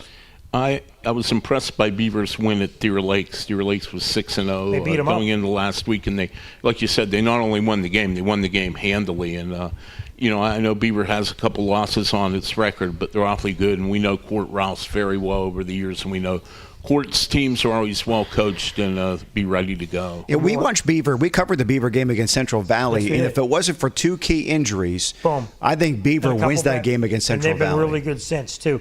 Couple more games to talk about, and then we'll get you ready for this weekend, and we'll sign off. 1A, Neshannock is at Southside. That is a big game because the winner of that likely wins the title in 1A. It's still 3 weeks to go in the season, but it's games with section implications. Southside, not quite as good as last year, still pretty good, though.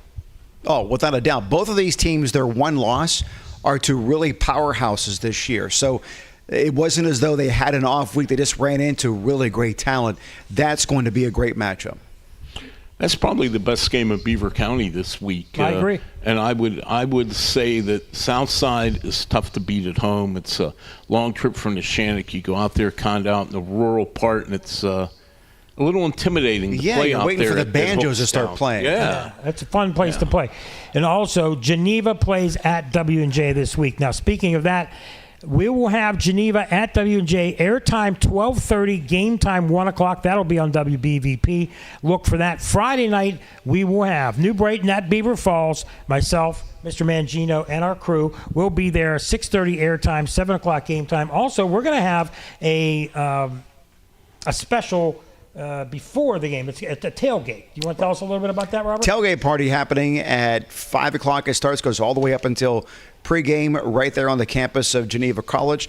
And one of the things they'll be doing is raising donations for those who have suffered the impact of the Hurricane Helene. And as we're worrying about them and helping those individuals, coming up in just a couple of hours, landfall was supposed to be made by Milton, right, and it looks as though they're going right for going right for Tampa Bay. It's amazing, isn't it? With Mother Nature, again, undefeated as always, and we just hope for the best and pray for everybody down there. And anybody listening to this, you've got canned goods, anything, toiletries, anything unopened, anything unused, or go to a dollar store and get some stuff. Doesn't matter how little or how much. Come down, make a donation, come see the game, and help others out. And don't forget too, if it's convenient for you and you want to, just bring money. Yeah, you can do that too. Because one of the things that we were talking about last week during halftime of the game that we had was that there are some things that are just real expensive to be able to ship.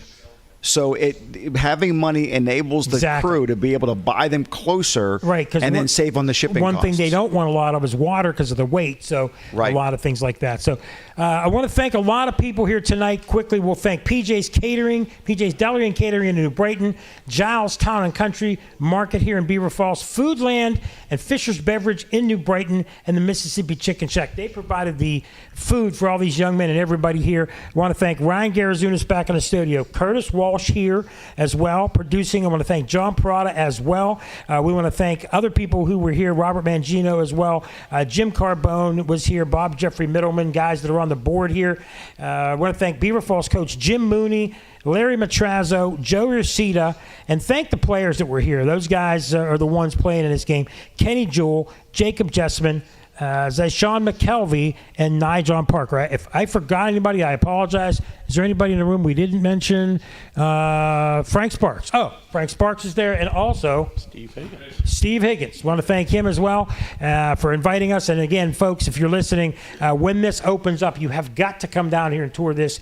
When I first came in here, I was so impressed. This is a really, really nice place. Sure and you've been here a couple times. John, you have too. And every time I come in, you can just feel the history. You absolutely can. It's really a neat place. And, it has it all. And there's a very rich tradition here in Beaver Falls, and it captures it all.